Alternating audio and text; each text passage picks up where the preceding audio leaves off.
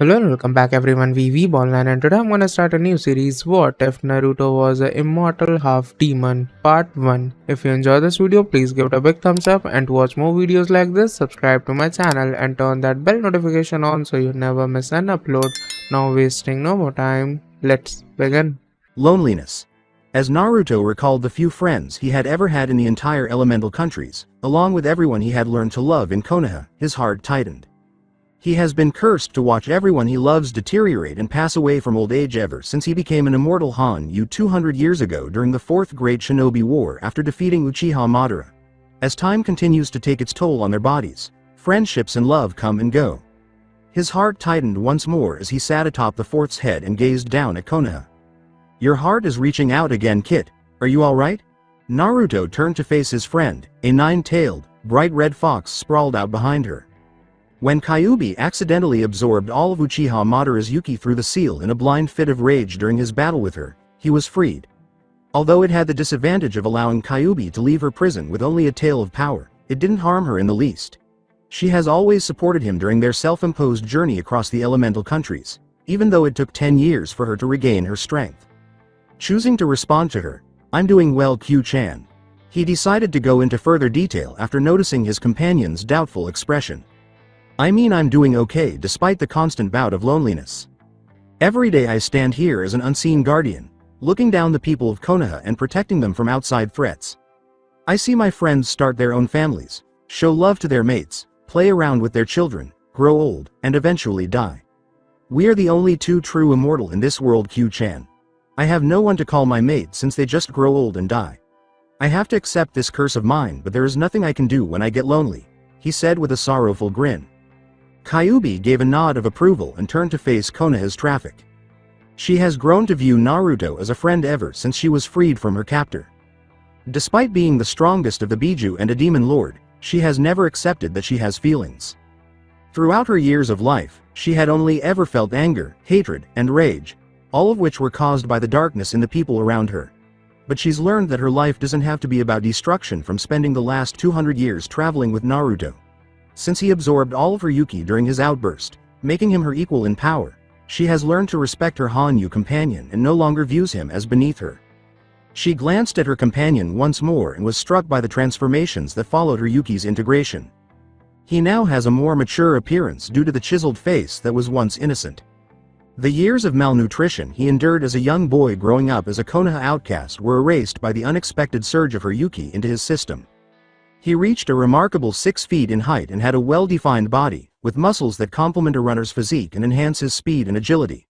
His Hanyu transformation makes him appear no more than 18. She never understands why he must conceal his foxy appendages under a genjutsu, even when they are by themselves, despite all of his changes. They had little say in whether or not to settle in Konoha because they were immortals. Even though he is referred to as the savior of the elemental countries, informing them of his Hanyu transformation will only make them more fearful of a creature far more powerful than any shinobi in the world could ever hope to be. As his furry friend reflects on the changes in their lives, Naruto is reflecting on the past while maintaining his constant watch over his house. It took him years to come to terms with the changes after Kyuubi told him what had transpired following the battle. He denied that he was no longer considered a human and that he would still be alive when everyone he knew had died. When the last of his friends passed away and a sage was killed, he at last came to terms with everything. He traversed the elemental nation, staying under a henge in each nation and learning everything he could to make use of his boundless abilities. Since wind is his main element, he started by visiting Wind Country to learn as much as he could about Fuden. Wind. After gaining as much knowledge as possible, he proceeded to learn Raiden. Lightning, in Lightning Country, Sweden, Water, in Water Country, and Doden, Earth, in Earth Country. To master them, he had to travel and learn continuously for about 70 years. Boredom drove Naruto and Kyuubi to return to Konoha in search of additional learning opportunities. He and Kyuubi sneaked into the Hokage Tower to visit the Hokage's library, which contains all of Konoha's knowledge, because Konoha has a history of producing seal masters, such as the Yondaime Hokage and Jiraiya. Using a clever trick he picked up on the road, he duplicated all the scrolls, including the Forbidden Scroll of Sealing. The companions sneaked back out of the Hokage Tower and out of the city, everything sealed away in a huge scroll slung on his back. Naruto's proficiency in Fuingestu, seals, advanced significantly. It only took him 20 years to learn seals because he is the son of a seal master, and another 20 years to master the Kaiden, fire, justice, which he also stole from the Hokage archive.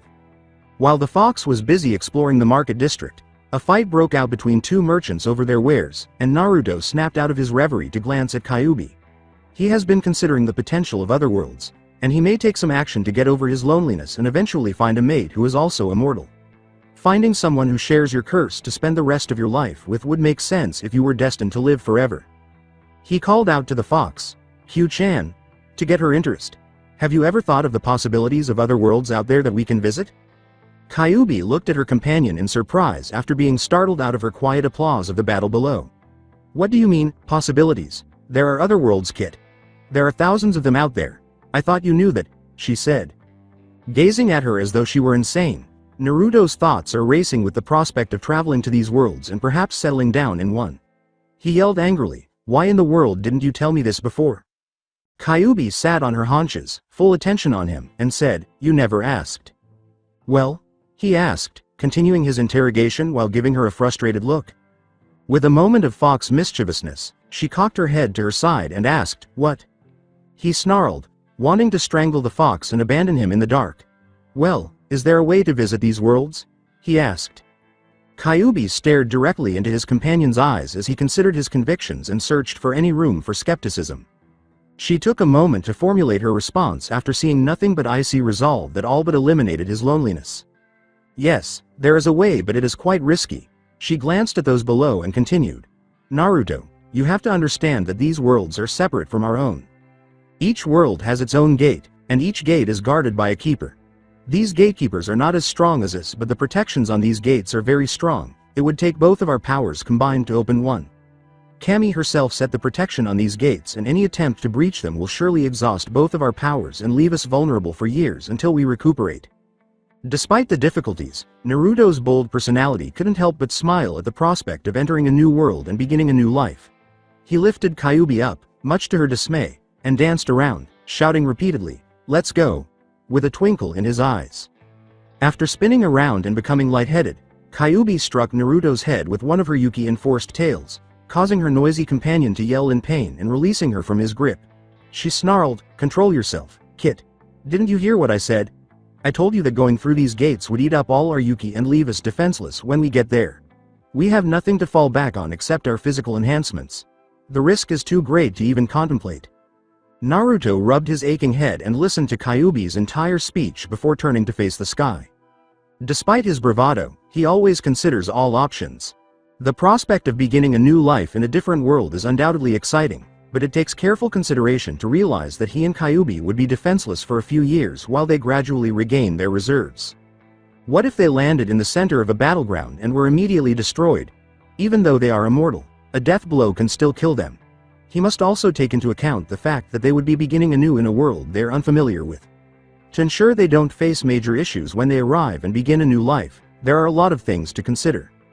However, the prospect of beginning a new life in a different world is simply too alluring to ignore. This calls for careful preparation. And there's plenty of time for him to think of a good one. In a flash of purple flames, he gathered Kyuubi and Sunshined back to his mountain cave to plot their journey ahead, feeling something he hadn't felt in years. Naruto bounded to his cave's library to begin organizing their journey to other worlds with a bounce in his step. All of their belongings are kept in the cave, or den as Kyuubi likes to refer to it. Naruto has chosen to live in one of Fire Country's tallest mountains ever since he made the decision to begin his immortal life as a sage. It was initially a little small, but with a little assistance from his father's Rasengan, he was able to enlarge it to the point where they could designate distinct areas for their use, including a bedroom, bathroom, library, and, of course, a trophy room where he could keep everything he found fascinating while traveling through the elemental countries. When Kyuubi arrived, he leapt out of his friend's arms and sat on her haunches on the sofa, watching Naruto as he looked through the library's various scrolls. What are you doing? She blurted out, unable to control her curiosity about his companion's activities. As he opened and closed scrolls and tossed them onto the table, Naruto glanced up from his reading and said, planning, before returning to examine another scroll. Would you mind telling me what you're up to? Planning for what? She asked, annoyed at being disregarded, and used one of her tails to create a gust of wind that knocked Naruto onto one of the shelves. Naruto picked himself up off the ground and collapsed on one of the room's couches, muttering about obnoxious vixens. He made the decision to discuss his thoughts with Kyuubi before she reacted angrily.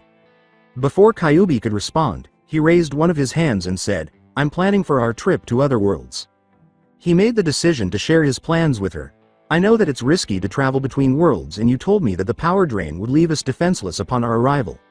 That is why I'm going to make sure that we have everything covered when we make the attempt. I'm going to make sure that everything works out before we attempt anything. And it would be much appreciated if you help me make a list of what we need to make it easier for us to settle down when we get there." She chose to play along with her companion and assist with the planning, realizing that this was one of the few times that he would not change his mind. "Okay kid, you got my attention. Our main concern is the power drain. Unless we have a secondary source of power to replenish our reserves, I don't see any other solution except to wait it out when we get there." He grinned and said to Kyuubi, "Actually, I have an idea that might work.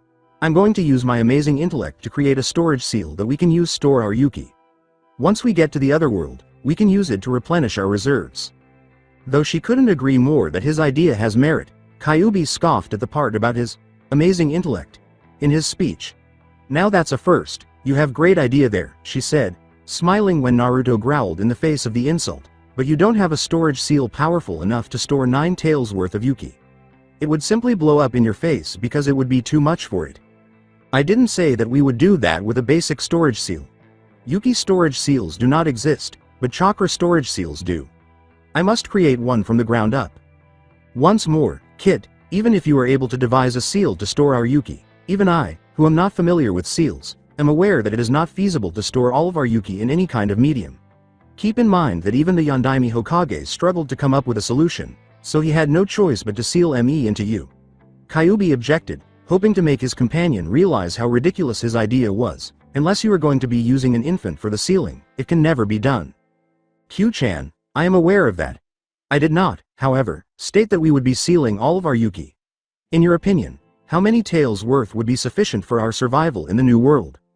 She gave the idea some thought after noticing where his companion's thoughts were going, and then she responded, "I would say at least 3 to 4 taels worth.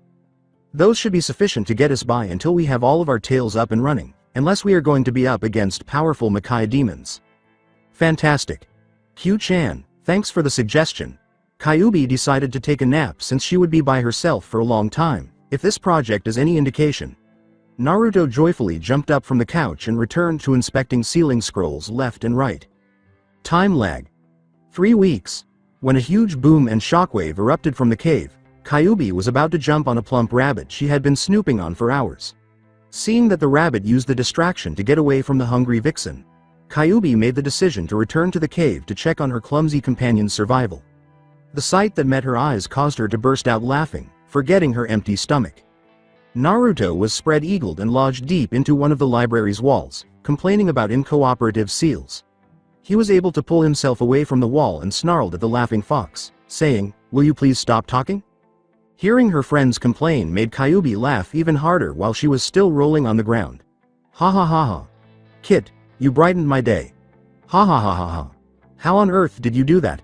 Ha ha ha ha ha." "Oh, shut up." Naruto brushed off his clothes and returned to the charred remnants of a scroll on the floor, muttering about stupid foxes and their peculiar sense of humor. "I managed to come up with a prototype for Yuki storage scroll and decided to test it out," he said. "I had no trouble sealing up a tael's worth of Yuki on my first attempt. Even the Yuki is returned to my reserves by me.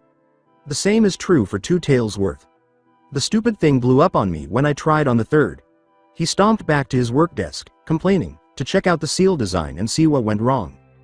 After learning of his partial success, Kyuubi finally stopped laughing and expressed admiration for Naruto's idea and commitment to his project.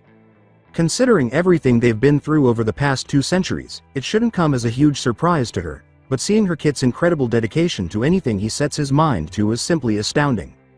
Choosing to cheer up his companion a little, Kyuubi said, "That's great, kid. You accomplished something that has never been done before in just 3 weeks. Keep in mind that Yuki is 10 times more powerful than the typical chakra, so being able to seal 2 taels worth of it is beneficial. I know Q-chan, but in order to ensure that we stay safe from potential harm, I need to work on my design to seal up to 5 taels of Yuki. Additionally, I discovered that returning the Yuki to your system causes some discomfort. When I absorbed the two tails of Yuki into my system, the pain nearly knocked me out. Just think of what would happen to us if we absorbed more. Thus, I have two issues to handle, he uttered in exasperation. She tilted her head to the side and said, I don't see what the problem is. What do you mean that you fail to recognize the issue? He snarled at his friend. When she noticed Naruto was going to argue, she slapped one of her tails and said, I mean, you already finished the project. Let me elaborate, Kit. Our Yuki doesn't require a single scroll. We can give it some time. Each of us uses 9 scrolls, and for a tail's worth of Yuki, we use 1 scroll. We unseal our energies a little at a time until we get them all back because you told me that integrating it back into our system hurts. So once more, I failed to see the issue. After a few minutes of staring at Kyuubi, Naruto repeatedly pounded his head on the table and uttered the words, stupid, stupid, stupid. 5-year time skip. Naruto and Kyuubi are currently relaxing in one of the tallest trees in the mountain to help them relax while continuing their preparations. It took them both 5 years to seal up to 9 tails worth of Yuki into scrolls to help return their reserves back when they reach the other world.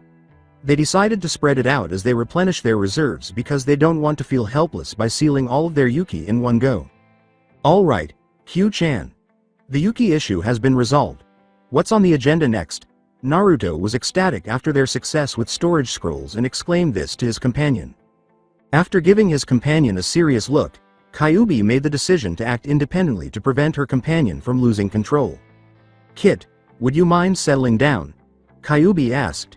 When she noticed that his companion was giving him all of his attention, she added, okay, Kit, in my knowledge of other worlds, the first thing we need to think about is money.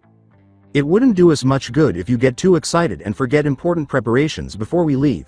We cannot deny that we cannot simply steal what we need once we are in our new home because doing so would draw attention to ourselves, particularly in a bad way. There is one thing that all currencies have in common, even though I am positive that they differ from one another.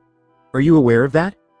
With a curious expression on his face, Naruto, who has no prior experience with financial matters, merely inclined his head to the side and said, you don't know? Okay, Kit, let me tell you. Is Ryo composed of what? To which Naruto replied, gold, yes, Kit. Gold. When gold is minted, we use it as currency here in the form of Ryo. On the other hand, gold is a commodity that is traded in other worlds. We are able to exchange gold for cash. Therefore, we must immediately obtain large quantities of gold, turn them into bars, seal them, and transport them to the other world. When we arrive, we will learn how that world operates and convert the gold we possess into cash. So far, with me? You have me, Q-chan. It would take too long to work for gold, and neither of us knows how to mine them, let alone find them in the first place. As he recalled his time as a genin in Konoha, when he had to save up the money he received from missions, Naruto thought about the idea of getting much needed gold to get them started. Q-chan, he said, striking a thinking pose. She cautiously crafted her response after becoming uneasy at his companion's smile. Yes, Kit. Naruto got up from the slender branch, grinning much wider, and said, let's go on missions to get the gold we need. She chose to make fun of his companion by observing him as though he was foolish, saying, Kit, getting missions is out because you're not a shinobi of any village. I am aware of Q, but we can still hunt down the missing nins from the bingo book, right? So, all we need to do is steal a bingo book and hunt down every single missing nin on it until we get enough gold for our trip, he said, smiling at his companion while purposefully provoking his desire for blood and battle. Observing his companion's eyes lit up with hunger for battle and his tail wagging, he mentally smiled, gotcha. Sinker, line, and hook. Hee hee hee. Excited about the prospect of taking on deserving opponents, Kyuubi leapt from the branch and sprinted down the enormous trunk, yelling, what are you waiting for, Kit? Come on. He jumped down to the trunk and pumped Yuki to his legs to speed up and catch up to his excited companion, who was hurrying down to get started. Time span. 3 years. As they made their way to the Hokage Tower to pick up the bounty of the captured nin they had met 3 days prior, Naruto reassured his companion, you know, you didn't have to bite that guard at the gate. You would too if they throw a kunai at you for being mistaken as a demon. Kyuubi responded, that Chunin was insulting. Naruto sneered, you are a demon Q-chan. Yeah, I am a demon, but how can they tell when I'm wearing a single-tailed fox henge? Human lunatic, complained the demoness. They were well known to the Hokage for consistently bringing in missing nins and collecting their payment, so Naruto chose to ignore his complaining companion and kept walking down the street to the Hokage Tower to get this show on the road. Over the course of 3 years, they were able to hunt A to S-class missing nins in the bingo book and hoard all the bounty from their trip, and this will be the last time they will be reporting to the Hokage because they have enough to smelt into gold bars to take with them to their new home. They were paid after turning over the scroll that contained the head of their current bounty, and they hurried out of the tower to finish this day quickly. Kyuubi then made the decision to speak up after leaving the gate and making a hasty shunshin to their den. "Okay kid, with the new bounty, we have a total of 120 million ryo. Melting them into bars and sealing them into the scroll is all that's left to do." Naruto agreed and proceeded deeper into the cave to begin his assignment. "You do this project while I prepare the seals to open the portal to meet the gatekeepers." Time skip. The following day. Check the Yuki storage scrolls. Check the weapon scrolls. Check the library scrolls. Check for gold bars. Kyuubi perspired at his companion's ramen addiction. After double-checking the seals to open the portal and finding nothing wrong with it, she called Naruto over to give him his final instructions. "Instant ramen, double-check," Naruto said, crossing the item off his list and grinning broadly when he got to the ramen section. "All right, Kit. Everything is prepared. To begin, we simply need to pour all of our Yuki on the seals, which are ready to go. Kit, are you certain you're prepared? There is no turning back once we take this action." "Q-chan, I am ready. Nothing in this place is preventing me from moving forward. I must admit that I have never felt so alive. I no longer see myself as a part of this world since the Rookie 9 passed away following the war." With all of his resolve visible in his eyes, Naruto addressed Kyuubi, saying, "Let's get started. This chance to start over is the only thing giving me the energy to finish all the necessary preparation." "Well done, Kit. I want you to stand in the circle with me now. I want you to pour all of your Yuki into this central seal when I give the signal. I will then send us to the gatekeepers by activating the jutsu. Are you ready now?" Receiving a nod from her companion, she shouted, "Now." With a final burst of light and energy, Kyuubi and Naruto vanished from the elemental nations, never to be seen again. Both actors drained their reserves and poured all 9 taels worth of Yuki down to the seal in the center. Gradually, each character lit up, becoming more intense as it continued to drain both of their energies. Kyuubi felt the drain and the last pulse, and she activated the jutsu with a shout, "Demon Ultimate Technique. Dimension Portal." He is the keeper of the gates, a person appointed by Kami to ensure that the peace is upheld in his domain, the Corridor of Worlds. In a world unaffected by time, an elderly man sat in his elaborate throne with his eyes closed, apparently unaware of the wall's continuous glow, which pulses like a heartbeat. The man's lips quirked into a smile as he opened his eyes, revealing lavender, all-knowing, all-seeing orbs. Suddenly, a deep gong echoed through the chamber, as if to tell the man to open his eyes and see what lay ahead. He stood from his throne, the smile still on his face, and summoned a cane out of nowhere, walking at a leisurely pace into the surrounding darkness while laughing. "My guests have finally shown up. Let the fun start." He disappears into the emptiness, leaving a ghostly echo from his laugh. It would have been a serious situation in this realm if it weren't for the constant swearing that seems to come from a red furry bundle that is squashed beneath a normal-looking teenage boy. A flash of light and 2 figures dropped from a non-existent ceiling in a long corridor. "I'm going to start tearing your skin off, starting with your balls, if you don't leave me right away." Kyuubi swore as she attempted to escape her predicament. "I can't move Q-chan because I'm too tired. This is insane, even though I thought you were exaggerating about the Yuki drain. For a week, I don't think I want to move." Naruto whimpered as he tried to make his aching body obey his orders and move as far away from the furious vixen as he could. "That's why I approved of your plan on the Yuki scroll," Kyuubi growled. "Get off me, then, and get your act together." She hoped to get Naruto off her by flaring what was left of her Yuki, but instead of simply pushing him away, her Yuki flare violently pushed him up, sending him crashing to the dark ceiling with a painful yelp. Nevertheless, even the Corridor of Worlds is subject to the laws of gravity, so Naruto bounced back down to Kyuubi, earning a startled yelp as a semi-conscious Naruto violently flattened her. "Oh my god, I hate you," Naruto moaned. Q. Something below him emitted a muffled, likewise, runt. After what seemed like hours, Naruto finally moaned from his position and rolled over to reveal an equally groaning Kyuubi in a small crater. "I'm sorry, Q-chan," he said as a welcome silence fell over the two as they gradually recovered enough of their lost energy to move and use the sealing scrolls they had packed with them. "You are aware that it was initially your fault. I'm too exhausted to use you as a scratching post at this time, so I don't care, Kit." Kyuubi moaned from her position without even glancing at her companion. Just get your butt in gear and give us both a tale of Yuki so we can stand and think about what to do next. Wanting to finish this quickly, Naruto got up off the ground and knelt down, breathing in as much oxygen as he could in the hopes that his body would heal more quickly. After a few minutes of rest, he bit his thumb enough to extract a tiny amount of blood, performed a few hand seals, and slammed his hand on the floor, summoning jutsu. Storage scrolls. 2 scrolls appeared in a puff of smoke, one blue and one red, both bearing the kanji for demon. He placed his hand on the blue scroll and spread it out on the floor, revealing a seal array with the same demon kanji in the center. In the hopes that it would work, he made a few more seals and slammed both hands on the array, feeling the instantaneous transfer of Yuki back to his coils to allow his regenerative ability to replenish enough of his energy to move normally, though not enough to put him back in battle mode. He picked up the red scroll and knelt in front of Kyuubi, feeling refreshed if a little weak because he had only managed to get a tail's worth of Yuki into his system. He opened the scroll, lifted the vixen off the ground, and positioned her in the center of the array. Performing additional hand seals, he slammed his hands on both sides of Kyuubi to start the Yuki transfer back to her coils in the hopes of reviving his companion. Feeling as though her energy was being restored, Kyuubi slowly opened her eyes, got to her feet, and shook off the sleep before glancing wearily at Naruto and saying, "Thanks, Kit. It's quite an adventure. Are you okay?" "I'm alright, Q-chan. A little bit winded though," Naruto replied, grinning at her. He glanced around, eventually spotting the long corridor that seemed to go on forever into the distance. "Where are we anyway?" "The Corridor of Worlds, Kit, is where we are. All of the gates leading to the various worlds are situated here. Despite its lackluster appearance, nobody visits this place, with the exception of a few unintentional visitors every so often. Do you want to start exploring now, or do you want to rest for a bit and restore our energy slowly with the scrolls?" he asked his companion after acknowledging the response and turning away from his survey of the lengthy hallway.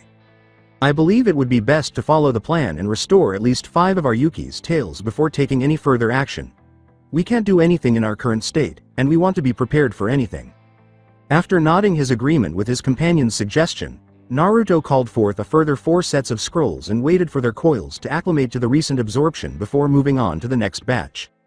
After some time, they were able to restore up to 5 tails worth of Yuki to their system. Kyuubi and Naruto began their journey, inspecting various doors along the way. Thinking that they could simply pick any door to begin their journey, Naruto expressed his concern, saying, "Hey Q-chan, why don't we just pick a door since we're already here? We need to meet the gatekeeper first." "We can't do that, Kit. He is the only one with the key to unlock these doors. I've already informed you about the safeguard Kami put in place to prevent us from opening them, no matter how hard we try." Naruto complained that gods with sticks up their butts were bothering them, and they proceeded on their quest to meet the elusive gatekeeper. Skip time. 3 hours, Q. We've been walking for 3 hours now. Hey, where is that gatekeeper? I swear, I'm going to do something if he pulls a Kakashi act. Young one, what are you going to do? The 2 travelers were startled by a humorous voice behind them, and they both acted on their instincts, spinning on the balls of their feet and assuming battle stances as if an epic battle were about to begin. All they saw was an elderly man with lavender eyes who appeared to be looking into their souls and grinning slightly, as if he thought their stances were funny. Kyuubi snapped out of position and snarled, "Where have you been, old coot?" "Oh, everywhere, there, and here. My furry friend, you haven't changed at all. How much time has passed?" The elderly man continued to smile as he spoke to Kyuubi. "Stop referring to me as that annoying cot," Kyuubi yelled. "I'm going to assume you knew we were here the entire time and you just thought it was funny to let us wander around unsure of where to go." The vixen's antics amused Naruto, who turned to the smiling old man with a curious expression on his face and asked, "Who are you?" The old man turned to face the young person and grinned, saying, "You finally made it here, young one. I have been anticipating your arrival for quite some time. You had enough time to realize that I had been urging you to come see me." The old man said, "I don't understand," and Naruto scowled, not understanding. "Old man, why did you say that you've been urging me to come here when I've never met you before?" "Oh, I forgot to mention that we met." He swept his hands to the side in a broad arc to reveal his domain, saying, "I've been telling you to come here. Here in the Corridor of Worlds. But we never, young one, did you not think about what other worlds might have to offer?" "That was me planting the idea of the different worlds that exist," the elderly man asked, his eyes sparkling with amusement. When he saw Naruto nod, he went on. All I can do is implant the concept straight into your subconscious mind and wait for you to choose your own course because Cammy herself has placed restrictions on my ability to communicate directly with the inhabitants of the worlds I protect. Kyuubi snarled at the elderly man, so you were the one to plant this insane idea with the kit. You were right, my furry friend, he added, his lips quivering in response to Kyuubi's irritated growl. I'm just following the young one's destiny. The Myobokus and Toads did foretell Naruto's destiny as the child of destiny, after all. He was only on vacation during his time in the elemental nations, waiting for the right moment to finish his journey. He glanced at Naruto before continuing, to settle down in a new home in a new world. Kyuubi stopped snarling and fixed Naruto's wide-eyed gaze on the elderly man. If what you say is accurate, old man, then what must I do to fulfill my destiny? Kyuubi asked. Do? Naruto, you don't need to do anything. You've accomplished enough already.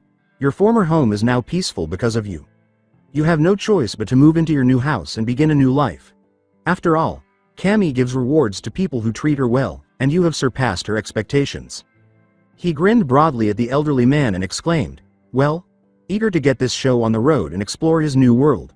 Why do we wait? Come on. The old man, who was laughing at Naruto's antics, tapped his cane on the floor when a door suddenly materialized next to him. The old man coughed to draw the two travelers' attention, saying, this is the door to your new home.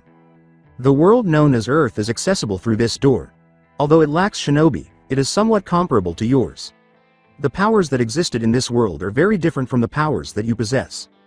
Learning is the only thing I can advise you both to do.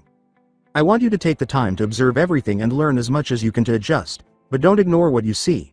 This will make it easier for you to settle down without raising any red flags with your new neighbors.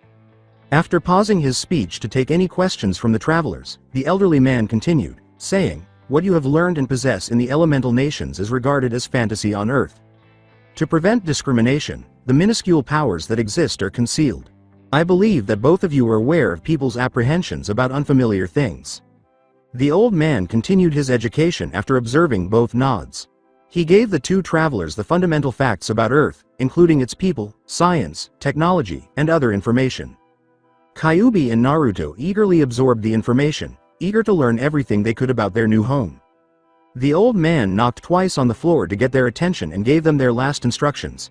Naruto, this old man wishes you good luck in your endeavors and would extend to you the apologies of Cammy on how she gave you a destiny of heartache and loneliness.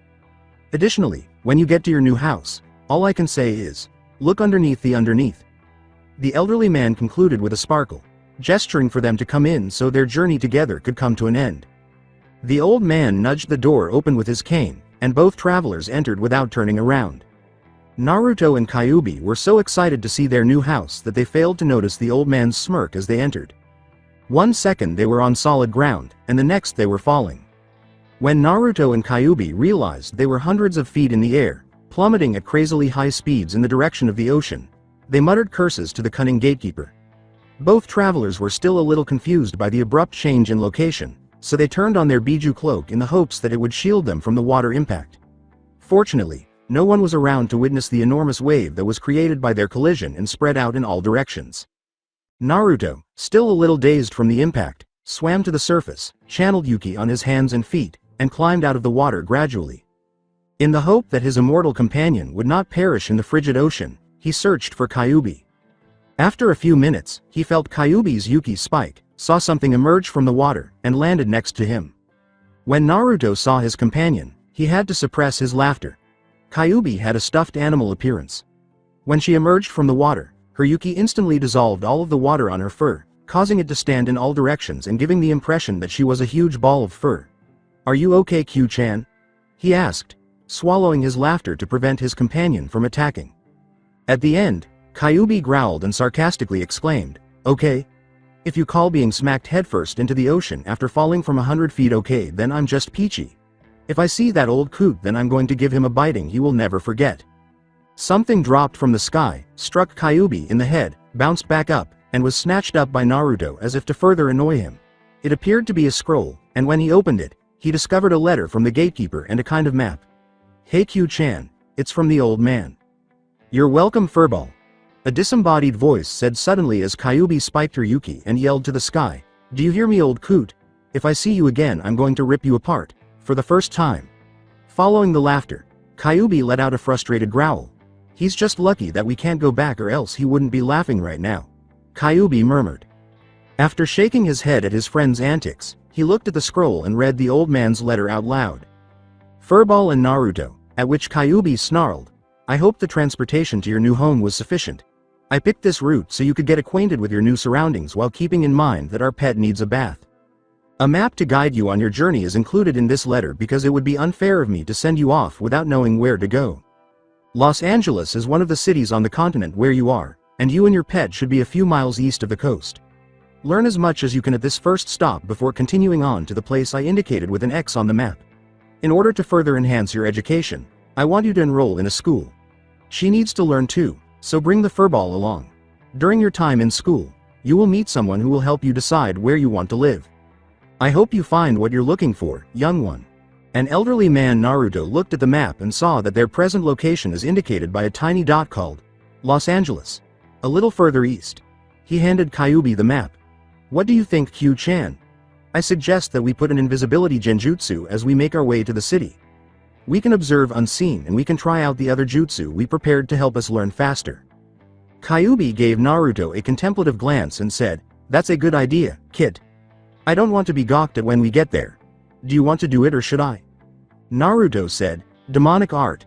Hazy mirror, without saying another word as he proceeded through seal after seal. He and Kyuubi both experienced a sudden chill that was indicative of the jutsu's effect. Both of them nodded to one another, channeled a good deal of Yuki into their legs, and ran east to their first destination. Skip ahead 2 hours. Naruto was astounded by what he was witnessing. A few minutes ago, they were traveling when they felt the presence of people in the direction they were going, so they slowed down to a walk. One word to describe what met the blonde Hanyu is incredible. People in nothing but clothing that barely covered their privates were strewn about the beaches. Men wore nothing but shorts or briefs, showing off their bodies to everyone without showing any signs of shame, while women wore vibrant bras and underwear. When Naruto first arrived at the beach, he saw people playing in the sand with joyful expressions. While adults wear sunglasses and allow the sun to shine on their bodies, children are laughing, playing with balls, and building sand castles. He was giddy with excitement from the joy he experienced from everyone around him. What else might he sense and observe when they relocate and settle down if this is only a portion of their world? Both Kyuubi and Naruto wasted no time in using their mind invasion technique to replicate their target's knowledge in their new home. They are located in Santa Monica, a few miles west of Los Angeles, as Naruto learned from his target, a man named Jules. He discovered that the man was a businessman who was spending some time with his family at the beach while taking a break from his hectic work schedule. He carefully copied all of the information he had in his mental stores to be incorporated later after sorting through the memories. The procedure was completed in a matter of minutes, and his target was left with a minor headache that would go away in a short while. Naruto looked at his companion and noticed that Kyuubi was still looking at his target's wife. He began organizing the information he had learned and making plans for their next course of action while he waited. If they are to succeed in their mission, they must first travel to Los Angeles and establish their own financial situation. He opened his mind and heard Kyuubi speaking to him, sensing that a mental connection was being established. Hearing Kyuubi's enthusiastic thoughts, I'm done, kid. This new world is fascinating. I can't wait to get started and find ourselves a home to settle down in. You're right, Q-chan. I'm excited as well. I was lucky that I was able to pick someone who knows quite a few things that we will need to help us get started. Our first step is to head out to Los Angeles and get our gold converted to American dollars so we can buy ourselves some clothes and other necessities for our travel. Kyuubi inquired, what are American dollars? She hasn't fully assimilated all of the information she learned from the transfer, so some terms are still foreign to her. Well, I found out that we are in the United States of America. The world we are in right now is a lot bigger than the elemental nations. Cities here go by the hundreds with billions of people. Each continent have their own set of currency, unlike our previous world that every city accepts Rio. Here we need to have a currency called American dollars for trade. I can't wait to get started. Well, what are we waiting for? Let's go and get started. Both departed the beach at high speeds in the direction of Los Angeles, still concealed by their invisibility technique. Naruto used a genjutsu to appear in formal attire as soon as he arrived. Other than covering up his tails, whisker marks, and fox ears, he didn't bother to alter his appearance. Naruto went to one of the banks and asked if it would be possible to open an account and convert their gold into dollars using the knowledge he had learned from Jules. After giving him a disbelieving glance, the teller instructed him to wait while she called the manager to assist them with their transaction. They were given a black beverage called coffee and shown to one of the conference rooms to wait. Naruto discovered how much he enjoyed coffee. The drink was licked by an invisible Kyuubi, who shuddered at the taste and gave Naruto a disgusted look as he continued to drink the bitter beverage. A middle-aged man wearing a formal black suit entered the room after 15 minutes of waiting and sat down at the opposite end of the table. "Good afternoon, Mr. The name's Nathan Fox. I take it that you're the one in charge of this bank?" Naruto appealed to the manager's needs by using the personality he had inherited from Jules. "It's a pleasure to meet you, Mr. Fox. My name is Frank Santos. Let's get down to business, shall we, since we don't want to waste any of your time. I heard from one of my tellers that you are in need of funds and that you have a substantial amount of gold that you wish to exchange to dollars?" "That's correct. I have come to an inheritance from my great-grandfather who owns one of the mines in Asia. He is somewhat of a recluse, so he took all the gold he mined and collected it for years. Now, I don't have any fascination with gold or its value, but I want to start anew with the inheritance he gave me, so I was hoping that your establishment would take it off my hands and have it converted to dollars so I can use it to start a business." Naruto told the truth. Although he has no plans to launch a business, he must convince the other party that he is a reputable businessman who doesn't tolerate nonsense in his dealings. "I understand, Mr. Fox." Naruto smiled and interrupted, "Nathan. Let's not be formal with each other." Frank can't help but smile at the enthusiasm of his prospective client. "Well, Nathan. If you insist, then I would also want you to call me Frank. I feel that this transaction will be beneficial to both of us." He laughed.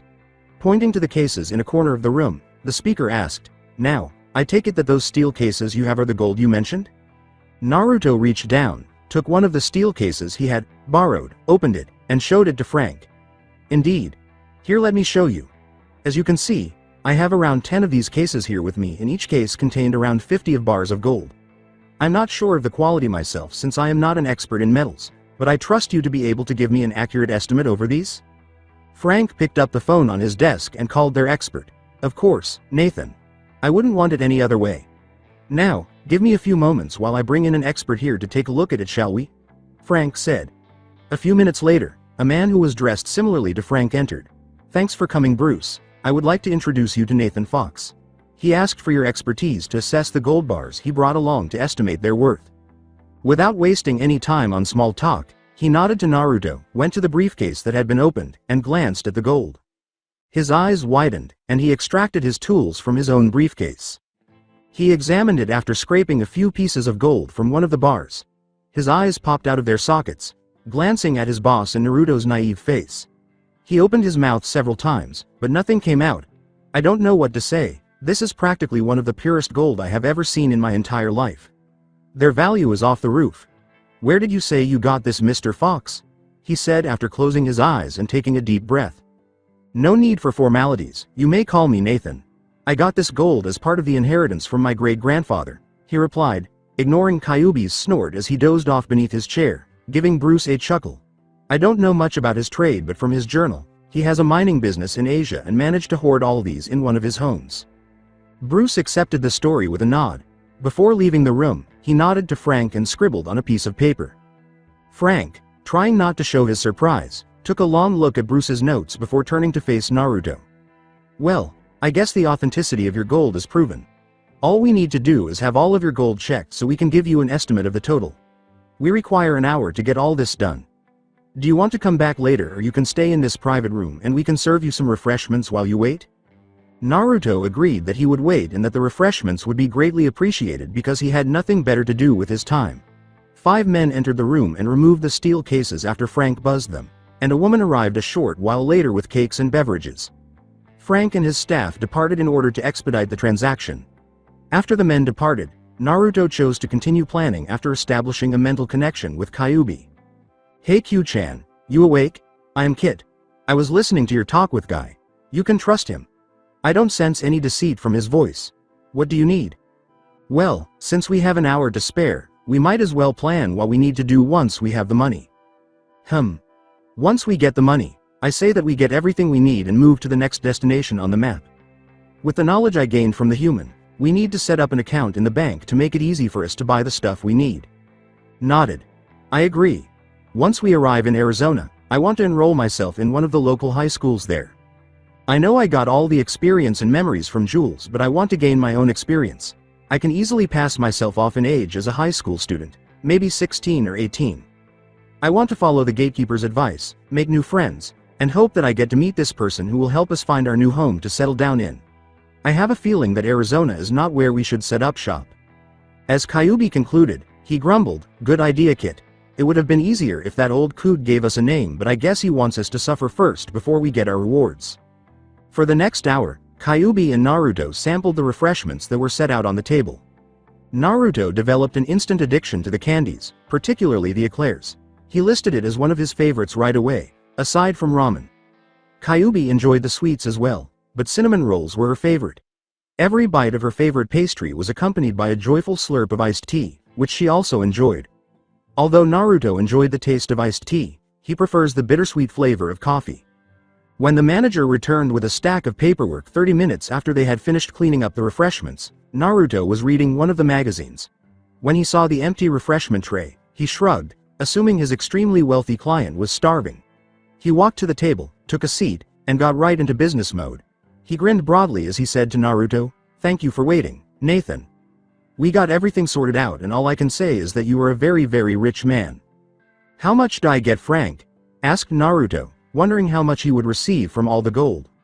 He handed Naruto a folder and waited for his response, his smile never leaving his face. Taking the folder, Naruto opened it.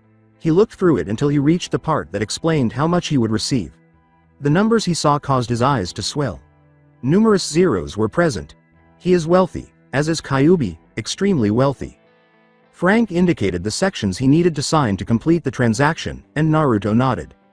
"According to the assessment, all the gold you have amounted to $17 billion. As you can see, you are a very rich man. Shall we continue and get all this sorted?" he asked. Not seeing the point in carrying around all of their money, Naruto decided to become a depositor. He reasoned that it would be better if they had a place to keep all of their money and only took out what they needed. Once he had signed all the paperwork, he asked his questions. "Thank you, Frank, for your assistance." Frank nodded, and he went on, "I need help with some things. Since I'll be traveling a lot, is there any way I can use the money while I'm on the road? Make it simpler for me to make purchases without needing to go to the bank each time I need cash." Frank gave him a sheepish smile and said, "I'm glad you asked," as he brought out a few items from his briefcase. Naruto laughed and nodded, allowing him to continue, "This is a credit card and an ATM card. Would it be safe to say that you already know their uses? I wasn't sure if you would become a depositor of my bank, but just in case you decided to do so, I took the liberty to prepare for such an occasion." Naruto nodded and said, "A checkbook comes next. If there are transactions you must complete that prevent you from using your cards, you can use this. All you have to do is sign these documents to complete the process." Without further delay, eager to get to Arizona, Naruto signed everything, took a checkbook and borrowed a pen from Frank, and using the information he had learned from Jules, filled out a $100,000 form, signed it, tore it out, and gave it to his new friend, saying, "Thanks a lot for your help, Frank. I couldn't accomplish anything without your assistance. Please accept this as a thank you gift." Frank took the check and his eyes widened at the amount that this person had so kindly given him without any conditions. "I can't accept this," Frank said, shocked by Naruto's action. "Nathan, this is too much," he said. "That's not true, Frank.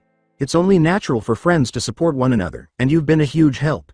He gave Frank his genuine smile and extended his hand for a handshake. He took a card out of his wallet and gave it to Naruto, saying, "If you need anything, Nathan, don't hesitate to give me a call." With no signs of deceit, he shook the offered hand and thanked him for his kindness. He accepted the card, grinned at Frank, and walked out of the bank, eager to begin his new life. The ease of travel is one of the benefits of being an immortal Hanyu with an almost infinite supply of Yuki and Shinobi training. As they traveled to Phoenix, Arizona, Naruto and Kyubi were playing a game of tag, not just any tag, though, using Shunshin to catch the other. Ninjas usually don't bother with this type of travel because it drains a lot of chakra, but for two immortal Hanyus, it's as easy as breathing. Since there isn't any forest in which they could hide, they both chose to continue using their invisibility technique to avoid alerting the public. Both Kyubi and Naruto reached the city's outskirts after nearly 2 hours of fun and travel. "We're here." As they stood atop the hills that surrounded the city, Naruto yelled, surveying the area. Neither of them was prepared to enter Phoenix without a plan because they had no idea what the city would hold. "Hey Kit, are you familiar with the layout of the city?" Kyuubi surveyed the area and asked Naruto. No. According to his recollections, Jules only comes to the city for business and then departs. He doesn't seem to visit frequently. He suggested, laughing, that we leave our invisibility on, go for a walk around the city, and find someone who knows the area and get into their heads. She nodded, shaking her head at her companion's subtle attempts at humor, and they vanished in a blaze of red and purple flames as they approached the city. A group of local police officers were taking a break in one of the coffee shops nearby, and Naruto was fortunate enough to find a mind to learn from that knew the layout of the city like the back of his hand. Using his mind technique, Naruto immediately targeted the person who appeared to be the group leader and began copying his memories, while Kyuubi selected the person next to Naruto's target. After leaving their teachers with headaches, they both agreed to do some shopping before planning the next event on their agenda. One of Naruto's goals is to get some clothes that will help him fit in. Kyuubi agreed, as using invisibility constantly leaves them with virtually no experience with the people of this world. Without wasting any time, Naruto grabbed Kyuubi and shunshined in one of the dark alleys close to a department store, dropping his invisibility and changing into regular clothes before heading across the street. Who would have imagined that this world would have a massive building selling only clothing? Shaking his head, Naruto asked for directions to the men's section to begin his shopping and was told to go to the next floor. As he made his way there, he chose to go for a more youthful look, shivering as he recalled Lee and Guy from Konoha. He will need to wear something appropriate for his age group. One of the ladies in charge of the men's section was more than glad to help him with his clothes shopping with a manic gleam in her eyes. A bit apprehensive on the sudden excitement from the girl, Naruto shrugged and decided to just follow the leader. After 30 minutes of trying out different clothes, he decided that all women are crazy. After all, who is crazy enough to try on dozens and dozens of clothes and keeps giving him more to try out? Shaking his head in exasperation, he looked at himself in the mirror and smiled at the result of his torture at the hands of the shopping demon lady. He is now wearing some nice tight jeans partnered with a blue muscled shirt that proudly displays his Adonis-like physique. He was a bit apprehensive in wearing shoes, thinking of them to be uncomfortable as the ones back in Konoha, but after trying one on, he found out that they were quite comfortable, sneakers she called it. Finishing his look with a black jacket with a hoodie, he looks just like everyone else. He decided to get more accessories to help him fit in after he had gotten a week's worth of clothes, including sleepwear, underwear, and some for sports. When he told the woman who had helped him that he needed accessories, she squealed and dragged him off to another section to outfit him with the newest fashion. He tried to calm down the overly excited attendant by telling her that he would only need a new wallet and a watch, but she simply shook her head and shot his suggestion down, explaining that he needed to buy at least 2 wallets and possibly 2 watches, both for formal and casual wear, so he wouldn't look like a sore thumb. After hearing her explanations, he simply followed her advice and let her guide him to the right place, even purchasing a cell phone. At the end of the shopping trip, he looks like a normal teenager rather than a 200-year-old immortal Hanyu. After leaving the store, he called a cab and told the driver to take him to the closest hotel. After 10 minutes of driving, he and Kyuubi arrived at one of the city's most expensive hotels. The driver must have assumed that he was wealthy because of his attire, so he paid the driver and told him to keep the change. Upon getting out of the cab, he noticed Kyuubi grinning broadly. Perplexed by his friend's abrupt change in attitude, he opened a mind link and inquired, "Why so happy, Q-chan?" With her tails wagging joyfully behind her, Kyuubi responded, "This is a great place to settle down while we plan our next move, Kit." "What makes you say that, too? You have not yet visited this place, have you?" Still perplexed, Naruto inquired. "All right, Kit. During his honeymoon with his wife, the man I used the mind technique on stayed at this hotel once. The rooms are excellent. They have cinnamon rolls, too," she said, pausing and flashing him the largest fox grin he had ever seen on her face. He chose not to make a sarcastic comment, instead walking to the hotel's reception to reserve a room for the week while they make plans, while rolling his eyes at his friend's addiction to the pastry. While Naruto was busy folding his clothes and putting the clothes he had purchased in one of the cabinets, Kyuubi was contentedly lounging on one of the sofas in their room. "So Kit," she said, "what are you planning to do next?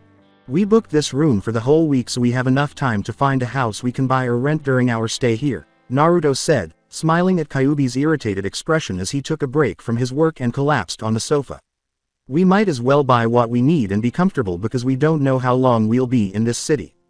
Kyuubi nodded in agreement, saying, "After all, it's not like we'll be out of money anytime soon. In order to avoid hiding and using our primary mode of transportation, you might want to purchase a car while you're at it, Kit. Furthermore, if they don't see you walking around or taking a bus, it would be suspicious if you suddenly showed up." Naruto nodded enthusiastically. "Q-chan, you got that in one. Ever since we took a cab, I've been meaning to purchase one. It looks like fun to drive." Sounding like a child on a sugar high, she studied her companion for a long moment before huffing and jumping off the sofa to head to the bedroom for some rest in preparation for the long day ahead. 1 week's time skip. A Biju violently woke Naruto up by jumping on his stomach and repeatedly yelling, "Wake up." The vixen had been eager to start school ever since he had successfully enrolled himself, so he grumbled, used a small wind jutsu to throw the overexcited vixen off him, and then rolled off from the bed. He and Kyuubi were able to find a good home near one of the schools in Phoenix, and after wasting 2 days looking for a home, Naruto called his bank friend Frank Santos to ask if he knew anyone in the city who could help him buy a house. He was told that a friend would call him in an hour to offer assistance. As promised, one of Frank's friends called him and offered him one of the houses he had for sale. He was a realtor who specializes in selling houses close to the school, and after looking at several houses the following day, he finally found the ideal one about 10 minutes away by car. It was a cozy 1-story house with 2 bedrooms, a bathroom, a fully functional kitchen, a dining room, and, of course, his favorite, a game room. It was equipped with everything they needed, so he bought it right away and gave the agent a sizable bonus for his assistance. It's safe to say that the realtor's next trip would be the best he has ever taken. He dressed for the day, made himself a simple breakfast of bacon and eggs, and made some extras for Kyuubi. As he finished his meal, he pondered what would happen today. Since he had no prior experience as a student, he was unable to predict anything, so he chose to just go with the flow and adjust to the circumstances. He placed the dishes on the sink, slung his bag over his shoulder, and walked out the door and toward his infant. He can't stop staring at his baby, a red Ferrari, which he purchased 2 days ago after spotting it at one of the city's car dealers. He drooled as soon as he laid eyes on it, rushed to the dealer, dragged him to the car, pointed, pulled out his checkbook, and asked, "How much?" After closing the shortest deals he had ever made in 10 years, the dealer, who had been initially surprised but drooled at the prospect of receiving a sizable commission from the purchase, grinned as he made his way back to his office while Naruto was joyfully driving the car out of the shop. Since then, he has called the car, "Baby," much to Kyuubi's amusement. He climbed into the driver's seat and was about to use the mind link to summon Kyuubi when she materialized on the passenger seat wearing a red-flamed shunshin, her tails wagging eagerly and a piece of bacon dangling from her jaws. The students were about to yell at the speeding car when the brakes screeched and the car spun and parked perfectly between the principal's and another student's car. The students were expecting a typical school day at Phoenix High when a red Ferrari suddenly sped to the parking lot without showing any signs of slowing down. Their jaws dropped at the amazing driving display, but they were even more shocked when a very attractive guy got out of the car. The girls were drooling at the sign of the blonde Adonis, while the boys looked at the teen with envy for stealing their thunder. Ignoring the glares from the male population, Naruto went into the building and proceeded to one of the offices to get his schedule for the school year. The invisible Kyuubi simply shook her head in amusement as she followed his companion to his destination. Naruto was still high from driving his baby at high speeds, so he was unaware of the looks he was getting from the girls. When his adrenaline subsided, he noticed the looks he was getting and simply waved and gave them his trademark fox grin, which practically melted their hearts on the spot. Naruto coughed to get the attention of a woman who was fiddling with the keyboard in the office. "Good morning, ma'am," he said. "Nathan Fox is my name." The woman blushed, nodded, and printed out a schedule for the new student, giving him the schedule, a campus map, and his locker combination. "I would like to know if this is the correct place to obtain my class schedule." After leaving the office, Naruto looked at his schedule and map, and he smiled as he saw that he had 2 hours of gym class before another biology class. He cheerfully walked to his locker, grinning at everyone he saw, and once there, he opened it and put his books inside.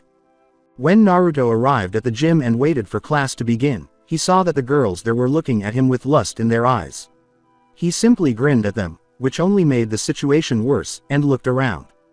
"My name is Jim Garner," their teacher said, putting the whistle in his mouth and blowing a lengthy note that caught everyone's attention. "For the entire year, I will be your instructor. I want everyone to get into their gym attire in 10 minutes because we will be concentrating on team sports. After that, we will play a quick game of basketball. The sport isn't much for someone with his abilities, but it can be very difficult for normal humans." Naruto, who had no idea what basketball was, activated his mind technique and took the information straight from his teacher's mind. Seeing that he didn't have his uniform yet, he raised his hand to draw his teacher's attention and said, "Sir, I'm a new student so I don't have any gym clothes yet. Is that acceptable?" Because the teenager had not arrived at class prepared, the teacher sneered and chose to make fun of him by saying, "Well, you're going to be playing without your shirt on then."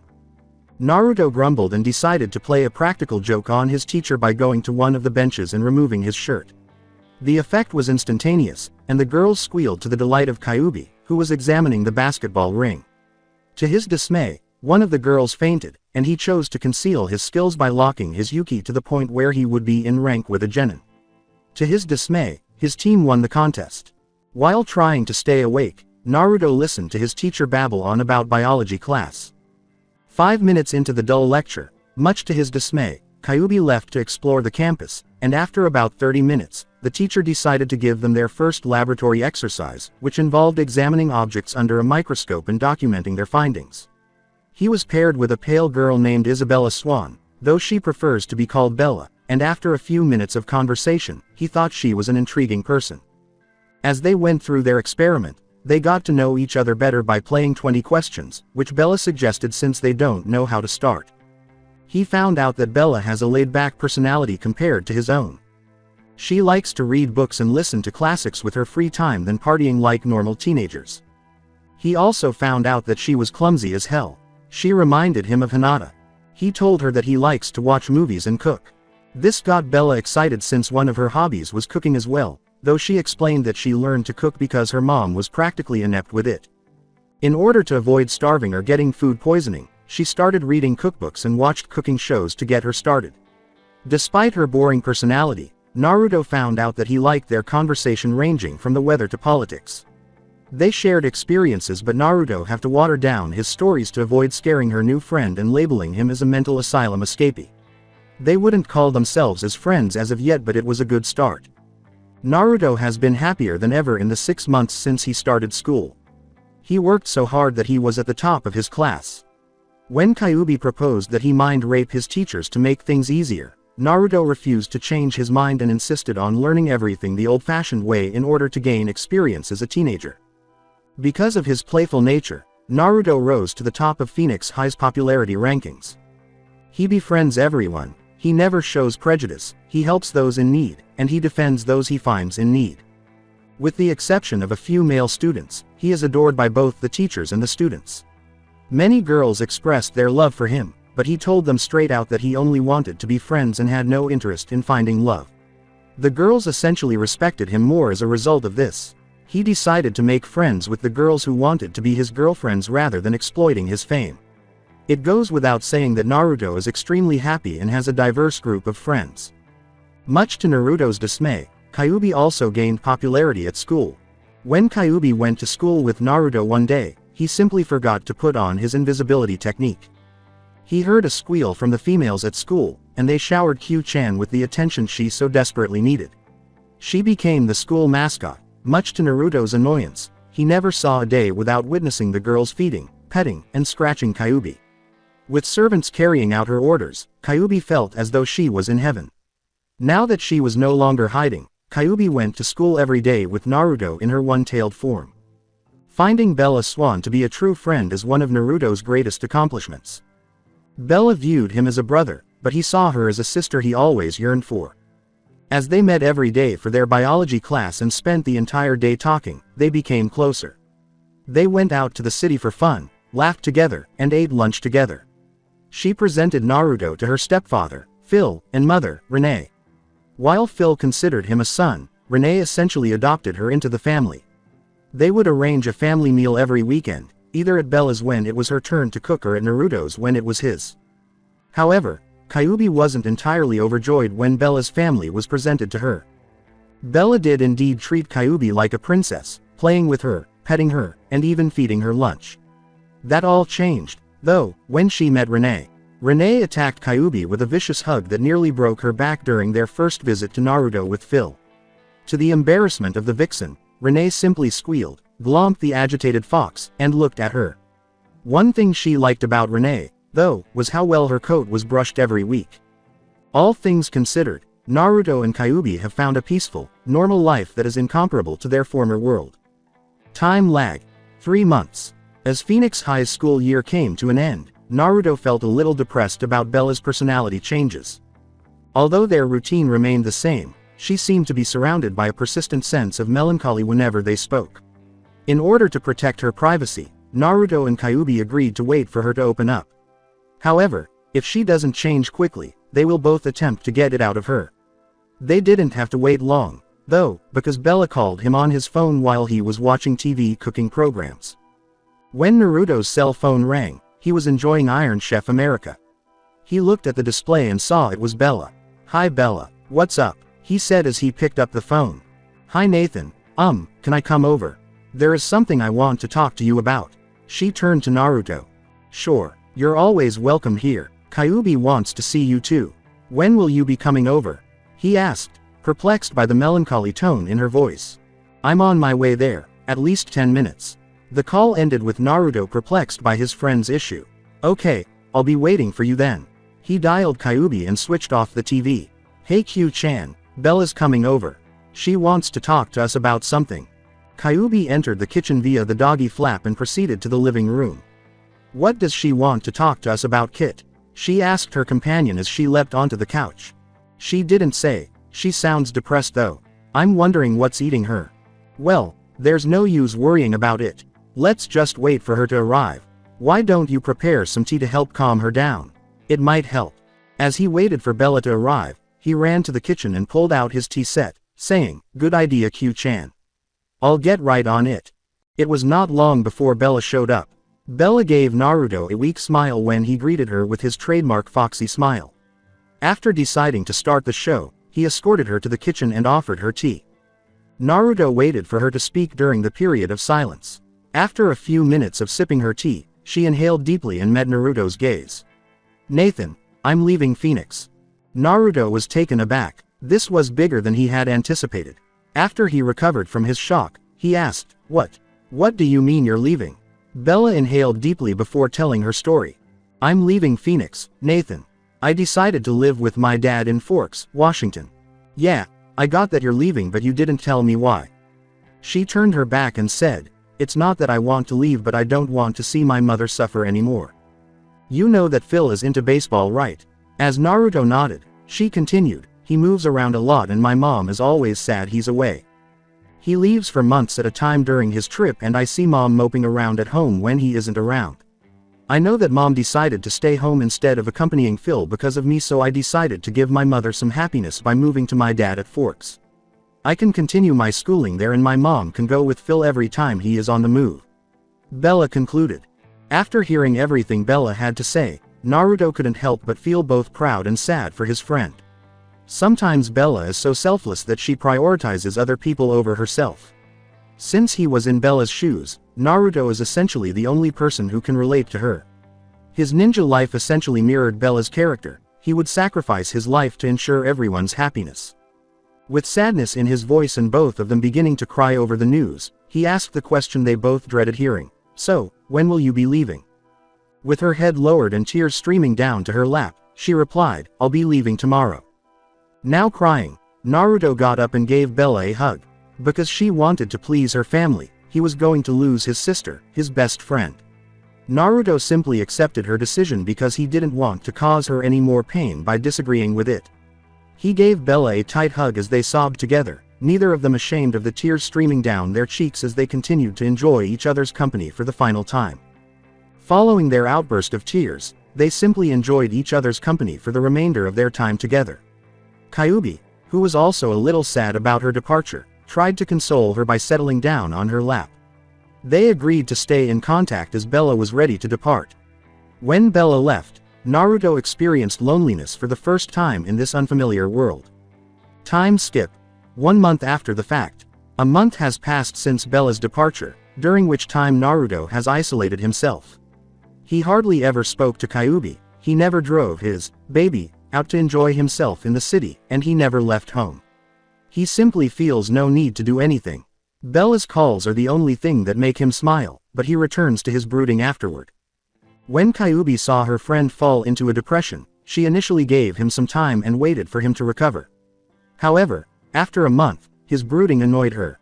She stomped to Naruto's room, used her Yuki to surprise him by blasting the door off its hinges, and then tackled him off the bed because she could no longer stand his childish behavior. She snarled at her friend, charged her tails with enough chakra to topple a tree, and gave Naruto a forceful face slap. "I have enough of your brooding, Kit. If you don't leave your room right now, I'm going to go 9 tails on your ass that you will be begging me to stop." She growled menacingly. For the first time in 2 centuries, Kyuubi intimidated Naruto. She hasn't lost her temper like this in a long time. She does become irritated, but not to the extent that she raises her Yuki to match his and gives him a hard enough slap to knock him out. In an attempt to appease the raging vixen, he gave an explanation. "I'm just sad, Q-chan. I lost a very good friend and there is nothing I can do about it. I don't want to go against her decision. I'd rather cut off my arm than do that to her," Naruto told the furious fox. Kyuubi snarled at her companion's foolishness once more and gave him another slap across the face, this time with enough force to cause the house to vibrate. "I never knew you were this stupid, Kit. If she can't come to you, then you go to her. Idiot." She slapped him once more, this time with a cracked window to illustrate her point. Naruto was awakened by that. Kyuubi was correct. Here in Phoenix, he had nothing binding him. He can actually go anywhere. Nothing can stop him from packing up and leaving at any time. Kyuubi is correct. He will simply have to visit Bella if she is unable to return to Phoenix. Easy. He grinned as he leapt off the ground, causing Kyuubi to yell in surprise, and gave her a stuffed animal hug. He said to Kyuubi, "Thank you for waking me up, Q-chan. Finally come to your senses, I see. You were starting to act like Sasuke after a month of brooding." He screamed angrily, "Sasuke? Never. I would never be like that emo king if I can help it. So says Mr. Lock myself up in my room and going boo-hoo-hoo." "Emo," Kyuubi responded. Muttering about smart aleck vixens, Naruto left the room after dropping Kyuubi on the ground. He yelled, "Well, what are you waiting for? Let's get ready to meet our wayward friend and settle down in our new home. Forks, here we come." Time skip. 1 month after the fact. They spent a month getting ready to move to their new house in Forks, Washington. To avoid having to make long-distance transactions when he needed money, he called Frank Santos and set up a transfer of some of his money to a bank in Seattle. Additionally, he asked Frank's friend, a realtor, if he could assist him with setting up in Forks. After consulting with his contacts, he told Naruto that the adjacent lot was up for sale but that there was no house in the vicinity of Bella's father, Charlie Swan's. He approved the purchase of the lot right away and sent the funds to a Forks agent. In order to guarantee that the house would be ready in a month, he also sent the agent enough money to hire a construction crew to build him a house there. The crew was more than willing to do as he asked. In order to provide the house with everything he needs, he also gave the agent restricted access to his account.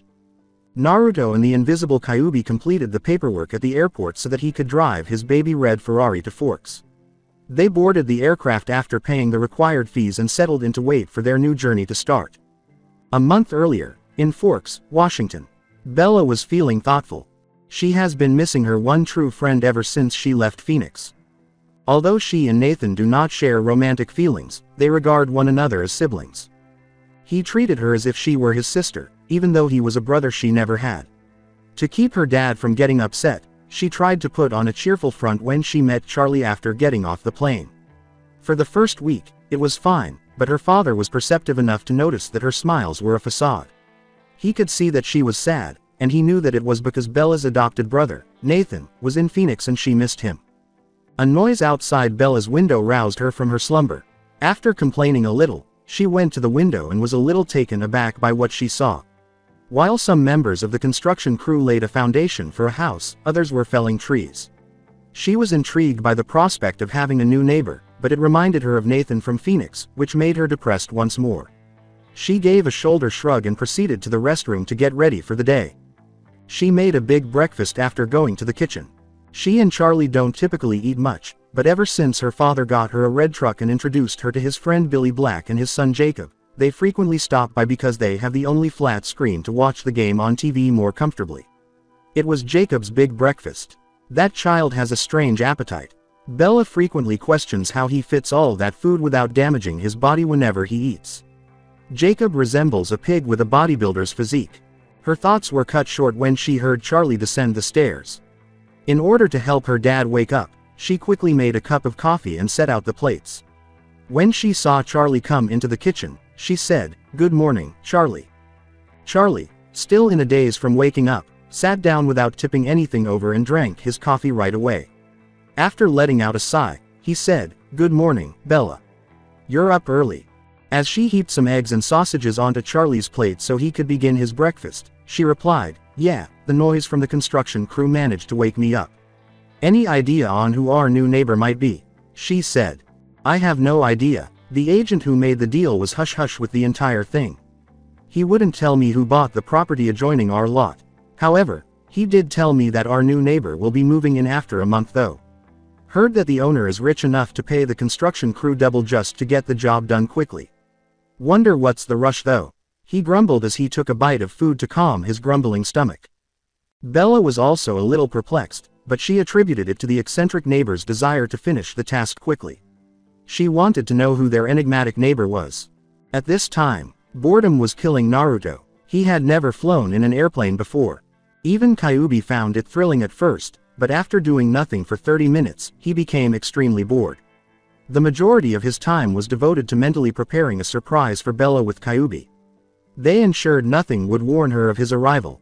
To ensure they were settled, he even went so far as to postpone the birth of his baby by a week and confronted Bella first. When Bella noticed the red Ferrari parked in front of her neighbor's house, it was a dead giveaway, after all. They were thrilled to see their new home when they finally made it to the airport. They weren't let down because they both felt a connection when they stepped outside into the chilly air. After exchanging glances, they instantly connected mentally. "Did you feel that, Q-chan?" Naruto inquired of his friend. "I certainly did, Kit. There is something about this place that screams, perfect. I don't know what to tell you, but I feel that we finally found that place where we were meant to be." Naruto took the map out of his pocket, looked at it, and calculated that it would take them 2 hours to get to their new home. Since most of Washington is covered in dense forest, it would be more efficient to run through the forest at full speed rather than hail a cab. Additionally, by doing it this way, Bella wouldn't be warned of their arrival. After ensuring that no one was nearby and heading to a remote location, Kyuubi and Naruto quickly put on their invisibility abilities and drove away. When Naruto and Kyuubi got to Washington, they felt calm. Something about the location resonated with their soul. As they leapt from tree to tree in search of their destination, they were filled with an unknown purpose. As they jumped and ran through the forest, they even went so far as to use all of their power, which significantly increased their speed. When they arrived at their destination, they noticed 2 houses. They identified one of the houses as the one they had commissioned, and the other was Bella's. They leapt from the tree they were perched on and landed in front of Bella's house without missing a beat. They made the decision to check the rooms upstairs to see if Bella was still awake after noticing that the lights on the first floor were off. Bella was reading her favorite book on her bed, and the light in her room was still on, so it was pretty simple. When Naruto and Kyuubi sensed the sadness surrounding Bella, their hearts tightened, and they vowed to soon come out in order to ensure that their friend would no longer suffer. Naruto and Kyuubi made the decision to inspect their new home after Bella eventually fell asleep. They emerged in front of their new house after a quick shunshin. It was lovely. Esme Cullen was hired by the agent to design the house, and it turned out to be a worthwhile investment. The house, a 2-story residential compound encircled by a large garden that is bounded by the surrounding forest, is truly a work of art. The wooden panels were an earthy brown color, and the walls were painted white. The house appeared more open because the second-floor windows were larger than the typical ones. Naruto took the keys out of his pants pocket and opened the front door, deciding to take a look inside their new house. They were astonished by what they saw. The best is Esme Cullen. It had a modern rustic interior design. The walls were dark brown in color, emulating the surrounding forests. Similar colored, albeit slightly darker, support beams are housed in the ceiling to enhance its appearance. Even though the walls were the same color, the floors were flawlessly polished, giving them a sheen that is not visible on the walls. Even though it has a big flat screen TV and a big multimedia system, the living room still has a cozy feel. The floors had a texture resembling a Persian rug, and the white couches were made of fluffy down. The two went to check out the kitchen, pleased with the prospect of unwinding in their new den. One section of the kitchen was lined with stainless steel cabinets and a stove. The white marble countertop was in the center, and the island in the center had an elevated coffee table that was ideal for morning relaxation. The idea of creating his favorite dishes in his new kitchen had Naruto salivating. Leaving Naruto behind, Kyuubi, who wasn't particularly interested in the kitchen, looked out onto the patio and wasn't let down. She inspected the area by opening one of the sliding doors and gazing at the central swimming pool. With the exception of the pool, the atmosphere cried out for nature. A young oak tree that provides broad shade and wooden benches adorned the grounds, promising a comparatively pleasant nap on dull afternoons. After observing that Kyuubi had left the kitchen some time ago, Naruto made the decision to investigate the second floor. The total number of rooms was 4. The guest room, which is a slightly smaller version of the master bedroom, 2 bedrooms connected to an adjoining bathroom, and the master bedroom with its own bathroom featuring a jacuzzi, fully furnished, including cabinets, televisions, and beds. As he descended again, he noticed Kyuubi contentedly snoring on one of the couches. Since there wasn't much to do at this hour, he made the decision to nap and go grocery shopping the following day. The music emanating from her new neighbor's home roused Bella. Since she didn't see any movers or trucks yesterday to let them know that their neighbors had arrived, she was initially perplexed. Bella shrugged, got out of bed, and made plans for the day, assuming they had come in the middle of the night.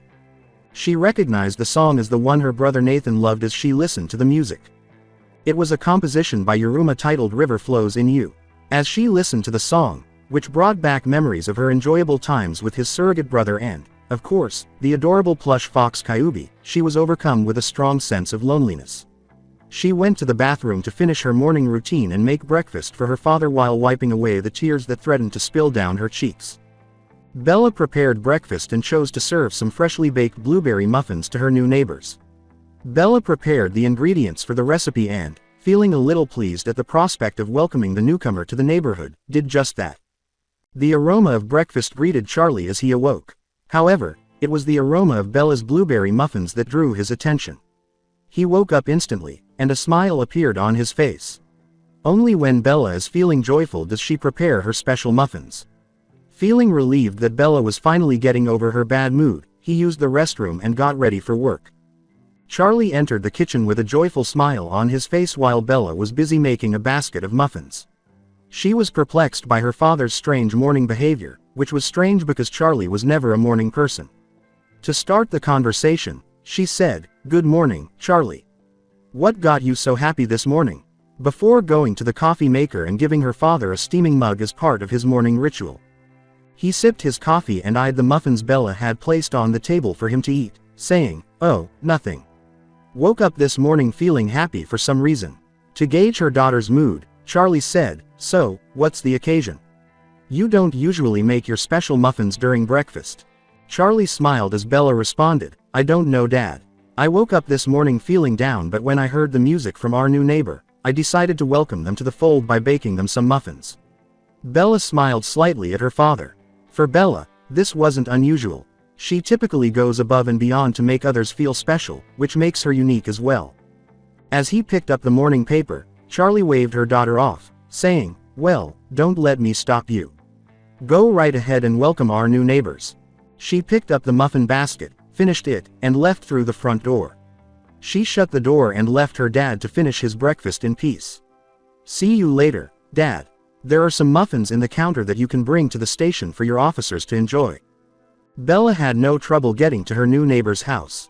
She marveled at the place's design while her friend's music continued to play inside.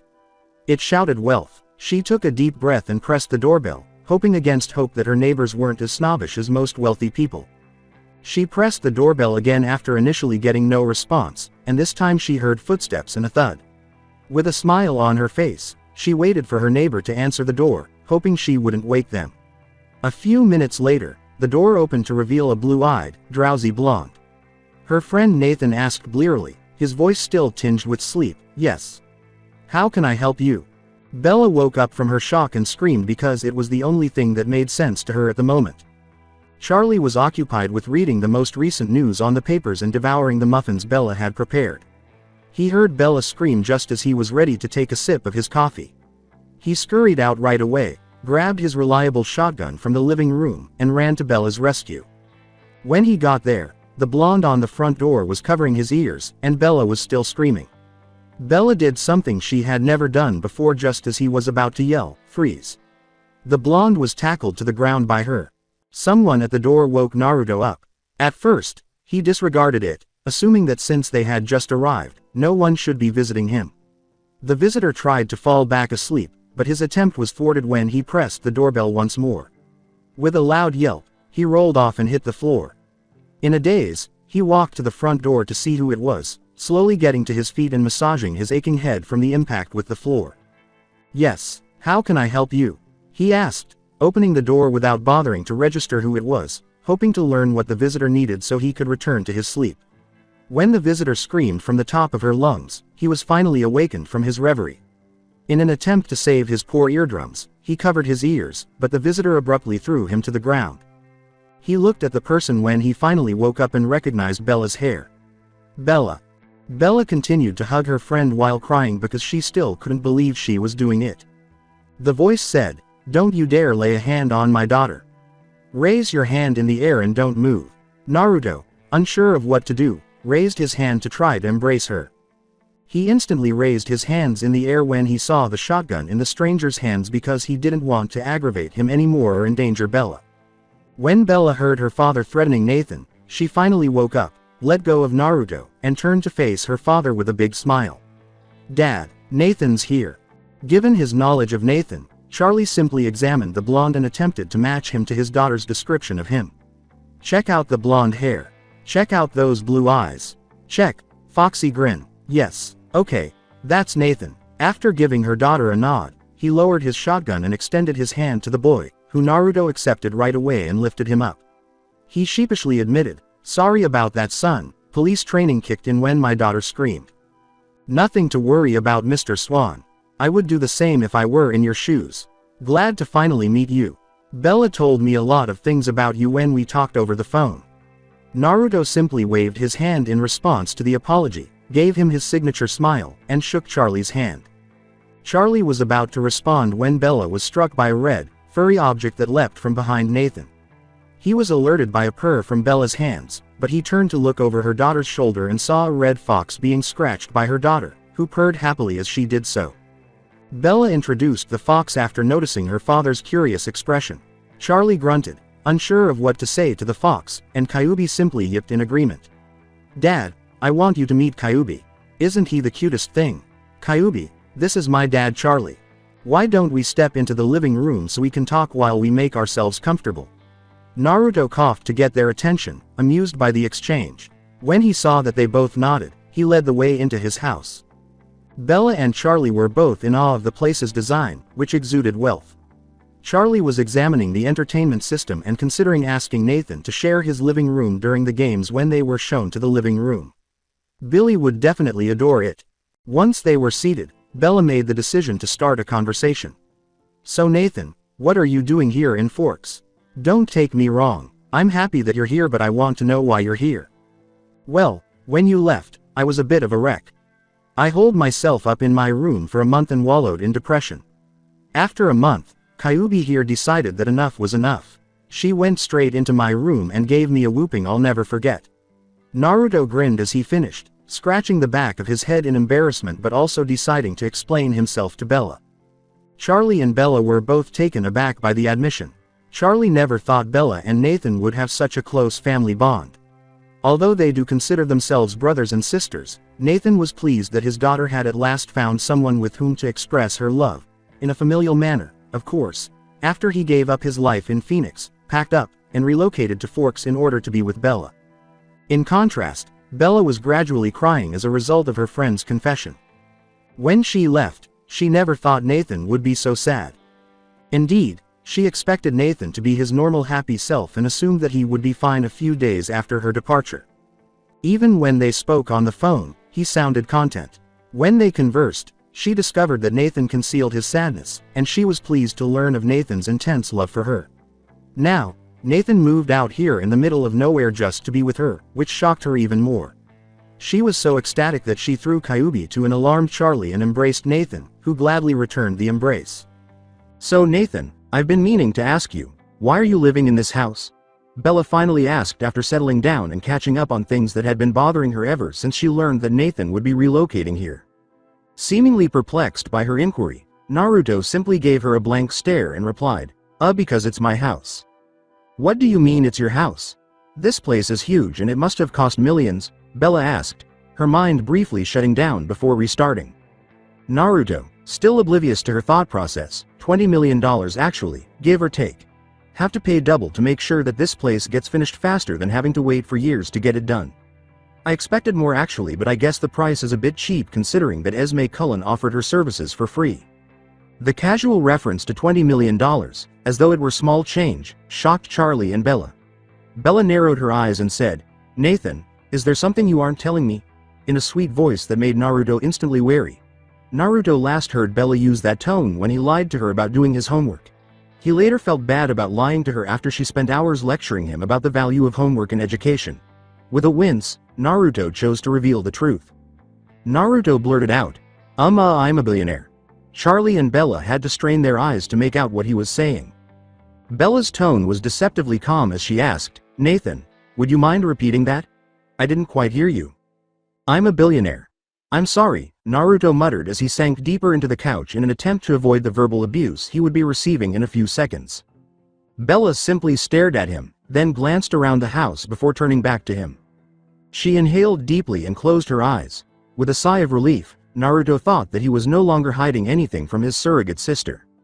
He was about to speak when Bella's eyes burst open with such intensity that he might burn. You. Bella yelled and yelled at Naruto for concealing this and spending millions of dollars to travel to Forks and be with her, and he took the brunt of the abuse for the next half hour. She went on to say that since they have extra rooms and so forth, he could just stay with them and Charlie. Charlie, meanwhile, was in awe of her daughter's vocabulary and trying not to laugh at Nathan's situation. He never imagined that Bella would be able to yell and rant non-stop for 30 minutes. As Bella swore, he was positive she was not breathing. His mistake was interrupting, Bella, in an attempt to spare Nathan more humiliation. He didn't last long before Bella turned against him and made him the target of her tirade. She chastised him for carrying a shotgun simply because he heard her yell and warned him that he might inadvertently cause harm to someone. When Naruto noticed that Bella's focus had been diverted, he attempted to flee, slowly getting up from his chair and making his way to the front door. Bella rounded on him after noticing the abrupt movement and asked, "And where do you think you're going?"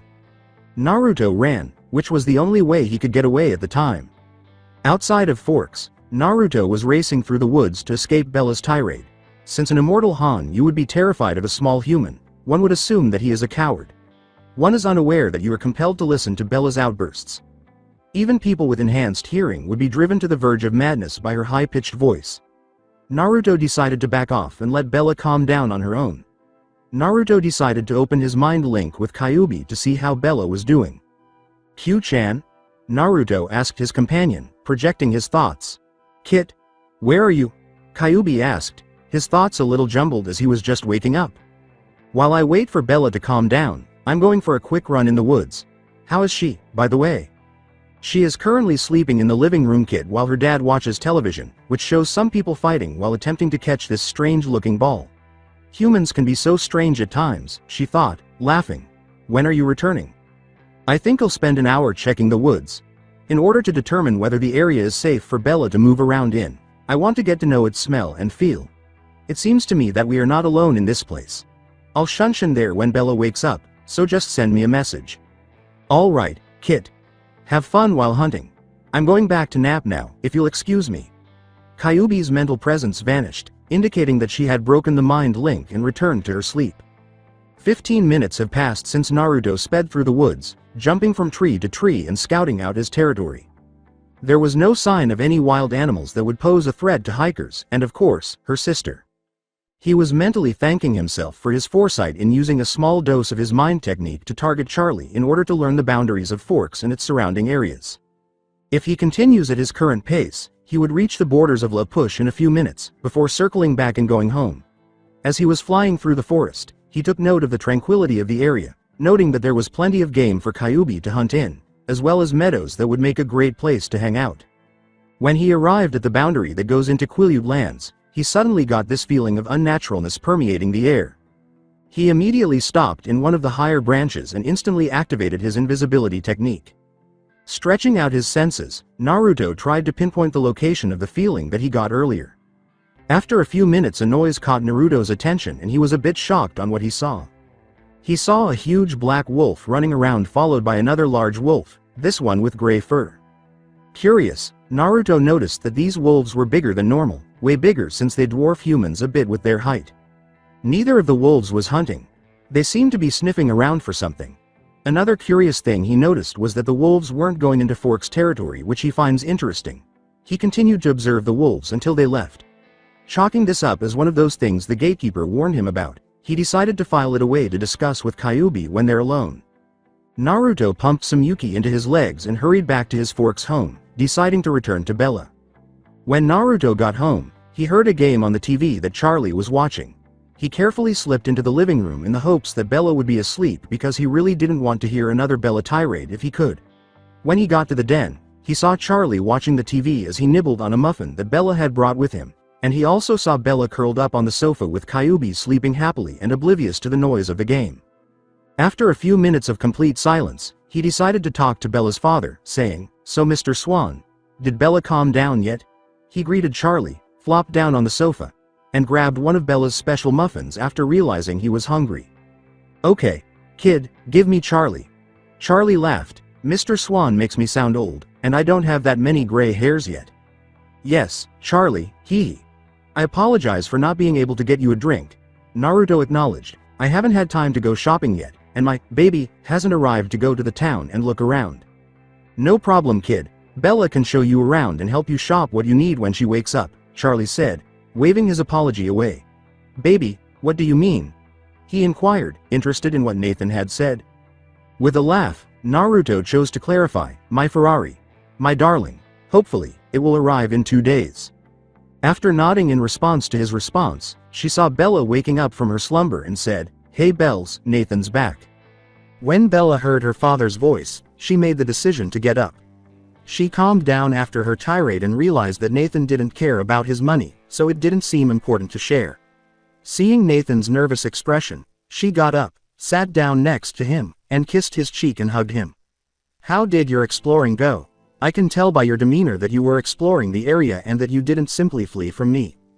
"Yeah, I was checking out the forest, and to be honest, I love it," he said, nodding in agreement with Bella's accurate assessment of his personality. "The forest is a great place to meditate and play with Kyuubi, and Forks is a serene place. This location is ideal for us because Kyuubi can hunt a lot of small game here." "You're correct. Something about this place just makes you feel more at ease. By the way, I checked your refrigerator and discovered it was empty, and I saw that you don't yet have any supplies. You want me to take you shopping in the city since your baby hasn't arrived yet?" "That would be fantastic. Kyuubi and I didn't have time to visit the town to get some supplies and food after arriving last night. Are you certain that I won't interfere with your plans for the day?" Bella was asked by Naruto.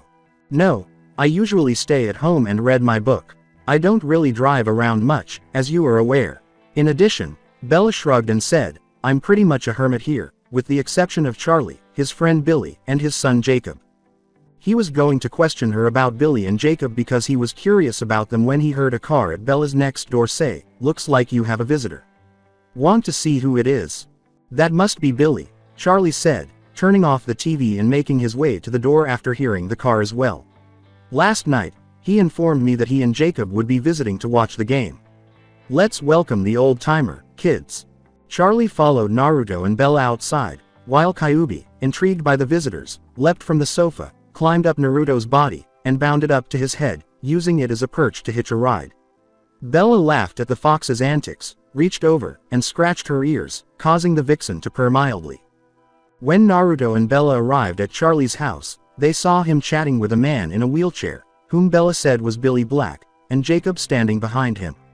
Since he didn't know who the sandy-haired child was, he waited for Charlie to introduce them. Charlie introduced the two as, "He kids," as soon as he saw them. "This is Billy Black, a close friend of mine, Nathan." He added, laughing, "Don't let his disability fool you, this old-timer can still kick your behinds using his wheels." Billy moaned at the clumsy attempt at humor, and Naruto approached him, shook his hands, and gave him a foxy smile, to which the elderly man returned, warming up his rugged features. "And the boy pushing him is his son Jacob," he continued. "Harry's youngest child, Seth Clearwater, is the other child next to him. One of my fishing partners. Down in La Push, these guys are Quileute tribe members. This is Nathan Fox, Bella's adopted brother and close friend from Phoenix, boys. After deciding to follow my daughter here, the child purchased the lot next to my house and made their home. Make him feel at home, you too." Charlie told Jacob to bring his dad to his living room so they could begin watching the season's first game after observing the two boys nod. After hearing it, Naruto made the decision to make a suggestion. "Hey Charlie, how about you and Billy keep an eye on the game at my house?" He gave them a naive smile and assured them that his suggestion was taken seriously. "I noticed that you like my setup, so I would be honored if you make use of it since I seldom watch the TV." "Wonderful concept, youngster. Hey Billy, how about we head over to Nathan's place to watch the game?" Charlie nodded in agreement with Nathan's suggestion and said, "It should be fun because his setup is 10 times better than mine." "Yes, lead the way," Billy exclaimed, delighted by the suggestion and interested in the child's living room arrangement. This season looked promising. "I'll take Billy to Nathan's place," Charlie said, glancing at Jacob and Seth. "Why don't you both stay and go with Bella and Nathan?" He glanced at Billy and said, "Sure, Charlie. Have fun, old man." Billy waved him away, saying, "Okay, squirt." He looked at Charlie and said, "You and Seth, act appropriately. What are you waiting for? Is your advanced age catching up with you, or should we get started?" Billy smiled as he taunted, and Charlie, complaining that the old people didn't know where they belonged, took Billy's wheelchair and pushed him down the street to Nathan's. After a little chuckle at Charlie and Billy's antics, Naruto focused on the two boys.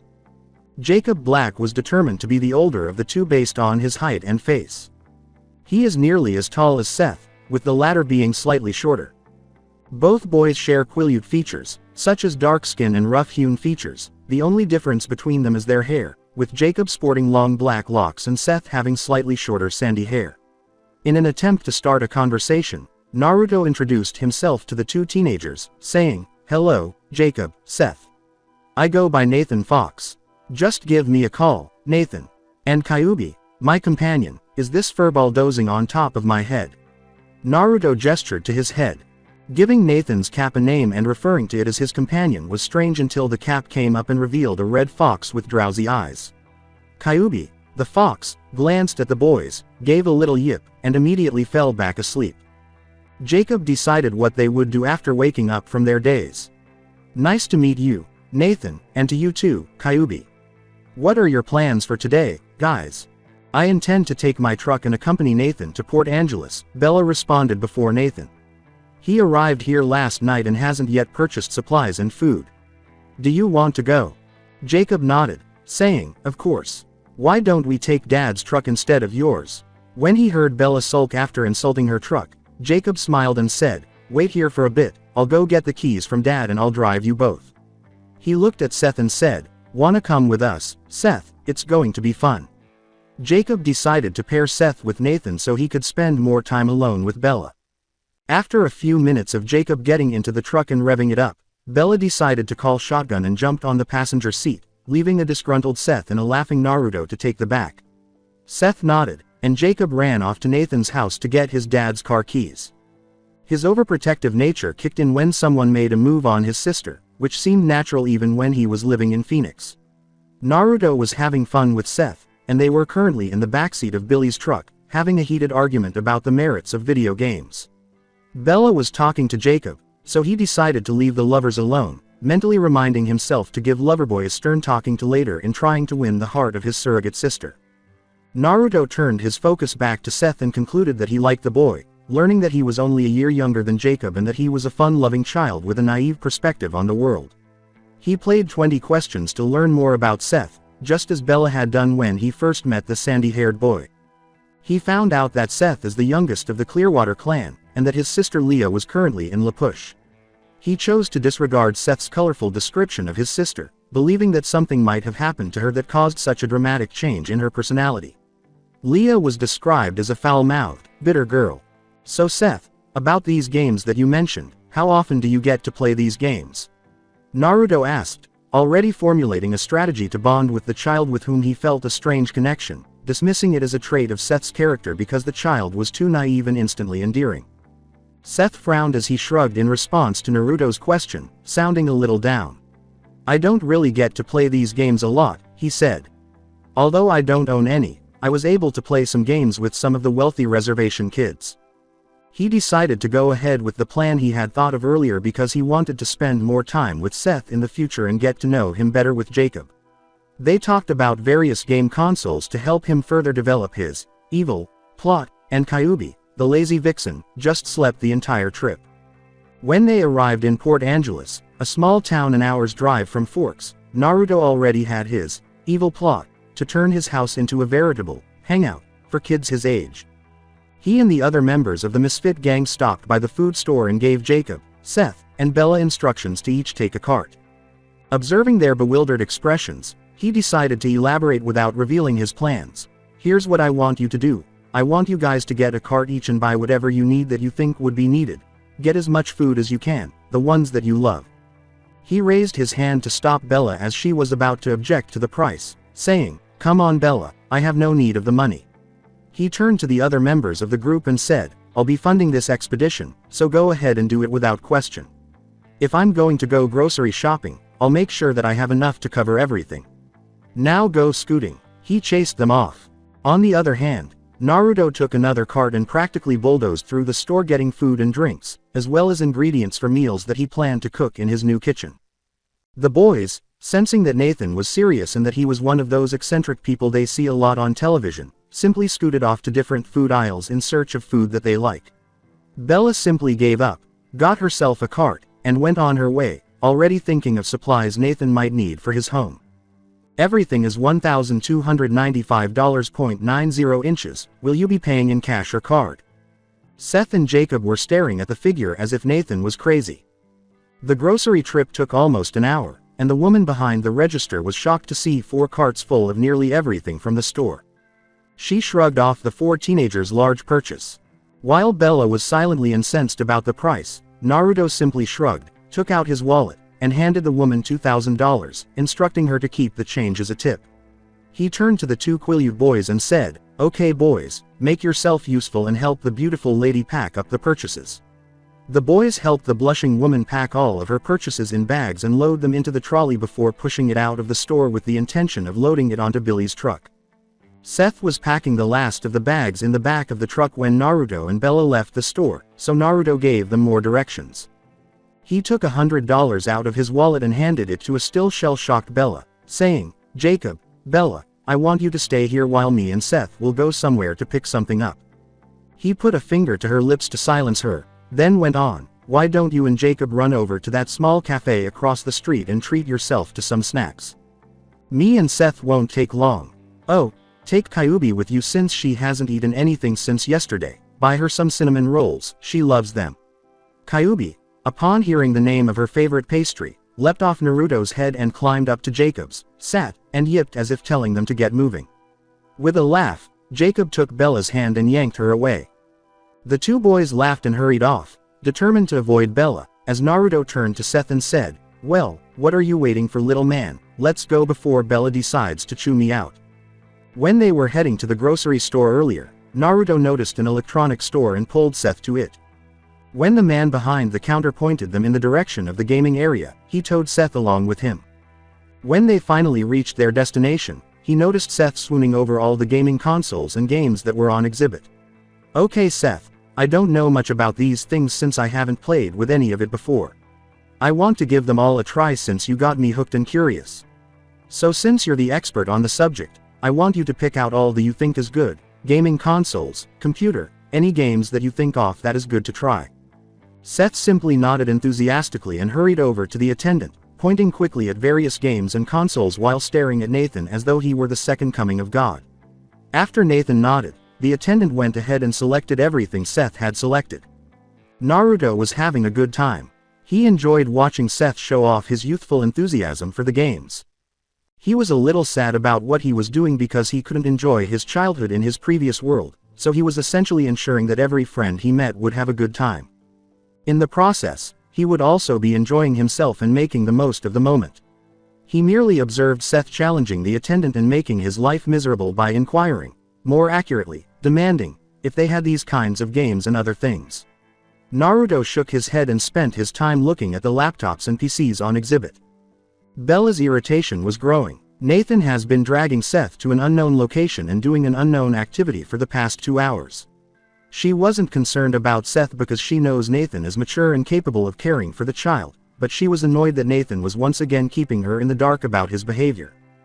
Jacob attempted to calm Bella down and ease some of her anxieties by saying, "Come on Bella, stop your worries. Nathan won't let anything happen to Seth. I only met the guy but I got this feeling that we can trust him, you know." Bella grumbled, "I'm not worried about their safety Jake, I'm irritated with Nathan. I know he's up to something and I know that he plans to use his credit card too freely for my taste. That guy has no sense of control whatsoever with his money." Bella's point was partially understood by Jacob, who grew up on their father's income, well, he on Billy's pension. They are aware that they must set aside a small portion of their income for unforeseen expenses. Both of them are unfamiliar with the concept of splurging. As he opened his mouth to speak to Bella, he noticed something that made his eyes water. When Bella noticed this, he turned to find out what had upset his friend. She was almost astounded by what she saw. She saw 2 other guys carrying an armload of boxes behind Seth and Nathan, who were carrying boxes of something she couldn't identify. "Hi guys. Sorry to keep you waiting. Me and Seth were having fun picking out a few stuff from the electronics store that we passed by earlier," Nathan said cheerfully as he welcomed the couple. When Bella saw the names of the things he had purchased, she narrowed her eyes at Nathan and said, "Nathan, why in the world do I see you 4 carrying boxes of games and computers?" In an overly sweet and serene tone. When Naruto noticed that Bella was about to lose her temper once more, he chose to stop it before it even began. With a foxy grin that he knows calms Bella, Naruto concluded, "I have my reasons Bella, I'll tell you all about it when we get home okay? I'm sure that you will understand why I bought all these after I explain everything okay? For now, please calm down. Let's load these up on the truck so we can go home." Bella gave a frustrated huff and gestured for them to approach the truck. She paid for the meal they had eaten, then, to Kyuubi's delight, she bought her some more cinnamon rolls. She returned to the truck and was eager to end the day. After their shopping trip, the group finally made it to Naruto's house. Bella, still upset about Nathan's indulgence, kept muttering, "Boys and their toys," under her breath, much to the boys' amusement. Nevertheless, Kyuubi chose not to take a nap and allowed Seth to spoil her, which he was more than happy to do. The teenagers piled out of the truck and began carrying the bags inside the house as soon as they arrived home.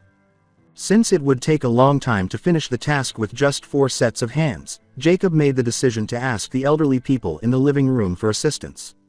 Billy and Charlie chose to assist since they had nothing better to do, but when they saw the boxes and bags stacked at the back of his truck, they nearly passed out. After reorienting themselves, the 2 elderly people simply assisted the children. Bella, Seth, and Naruto began by carrying the grocery bag to the kitchen. To Billy's dismay, Jacob used his father's wheels to stack some boxes on top of his lap. Jacob enjoyed transforming his father into a trolley. Charlie simply selected a few boxes and stacked them in the living room with Jacob. They decided to take control of the situation after bringing all the boxes and bags inside and encouraging the elderly couple to unwind in the living room with some drinks after noticing that they were both breathing heavily. "Okay, here's how we're going to work. Bella and I will be in charge in stocking up the kitchen with the groceries we bought. Seth and Jacob, since both of you are experts on electronics, will be turning the guest room into a fully functional game room. It's on the first door to the right when you go up the stairs. You will see that it has the same setup as the ones I have here in the den. You think you can do that?" As they both nodded, "Feel free to arrange the furniture around to make it comfortable for us to play there." The 2 boys made their way to the den and began carrying the belongings upstairs. Bella and Naruto, meanwhile, worked quietly as they organized the food supplies in the cabinets and refrigerator to make them easier to handle. They completed the task quickly because they are both culinary experts. Bella chose to confront Nathan after taking 2 sodas out of the refrigerator and throwing one to him. "Okay, wise guy, spill." Anticipating this conversation, Naruto simply gazed at Bella before glancing out the window with a longing expression. "It's not really that hard to explain, Bella. You have to understand that my childhood has been lacking. I can't tell you all of the details, but let's just say that I was forced to grow up fast due to certain situations in my life." While I was talking to Seth, I saw myself in the little kid. His innocent face was similar to my own before I was exposed to the harsh situations in my life. I decided that it's not too late to experience childhood again through Seth, so I decided to give into it. He turned to Bella and said, "Well, that is the reason why we bought all those games. For once, I just want to have fun, and while I'm doing so, I'll make sure that all my friends are having fun as well." Bella simply nodded while listening carefully to everything Nathan had to say and fighting back the tears that threatened to spill out of her eyes. After getting up and giving Nathan a firm embrace, which he gladly returned, she chose to end the conversation. Jacob and Seth completed bringing up all the boxes and were in the process of converting the large guest room into a game room while Bella and Naruto worked on the groceries downstairs. Since Nathan had left it to the boys, they made the decision to just get started and began moving everything around before beginning to connect all of the game consoles to the entertainment system. Jacob made the decision to ask the child what he thought of Nathan while Seth was contentedly going through the cables and devices that came with the consoles. "So Seth, what do you think of Bella's friend?" "I don't know why, but there is something about the guy that makes everyone around him happy." Seth paused his work to smile broadly and said, "Nathan's a great guy. It's a plus that he is close to your best friend Bella." Jacob concurred with Seth that Nathan exuded a sense of calm that they had never experienced before. The fact that the man was essentially giving them orders to help him settle into his new house didn't bother them. In fact, they were more than willing to assist even if he didn't ask. "Okay, little man, let's turn this crib into the best game room in all of Washington state. Let's hop to it." Seth decided he was happy with his surrogate brother's response and, without saying anything, simply nodded joyfully before returning to setting up the game consoles so they could begin playing. Bella and Naruto made the decision to prepare the meals for the boys to eat since it was almost time for dinner. While Naruto was getting the ingredients ready to grill some steaks, Bella made lasagna. Together, Naruto brought the steaks outside and began preparing the grill while Bella used the kitchen. Seeing that no one was around, he lit the coals with a low, Academy Kaden jutsu and made a few hand seals. Naruto had no idea that someone had noticed his small demonstration of shinobi skills. After completing the game room setup and testing to ensure everything was functioning properly, Seth and Jacob decided to take a quick break. Seth moved to the window to let in the breeze while Jacob went to the bathroom for a quick shower. Upon opening the window, he noticed Nathan approaching the outdoor grill to begin preparing the steaks. It was a typical action, but when Nathan made a few hand gestures and blew a stream of fires towards the coals, effectively lighting them up, normalcy was thrown out the window. He chose to keep Nathan's secret because he was so shocked by what he saw. He promised to ask him when he had some alone time with the enigmatic blonde. In Naruto's new house, dinner was a joyous occasion.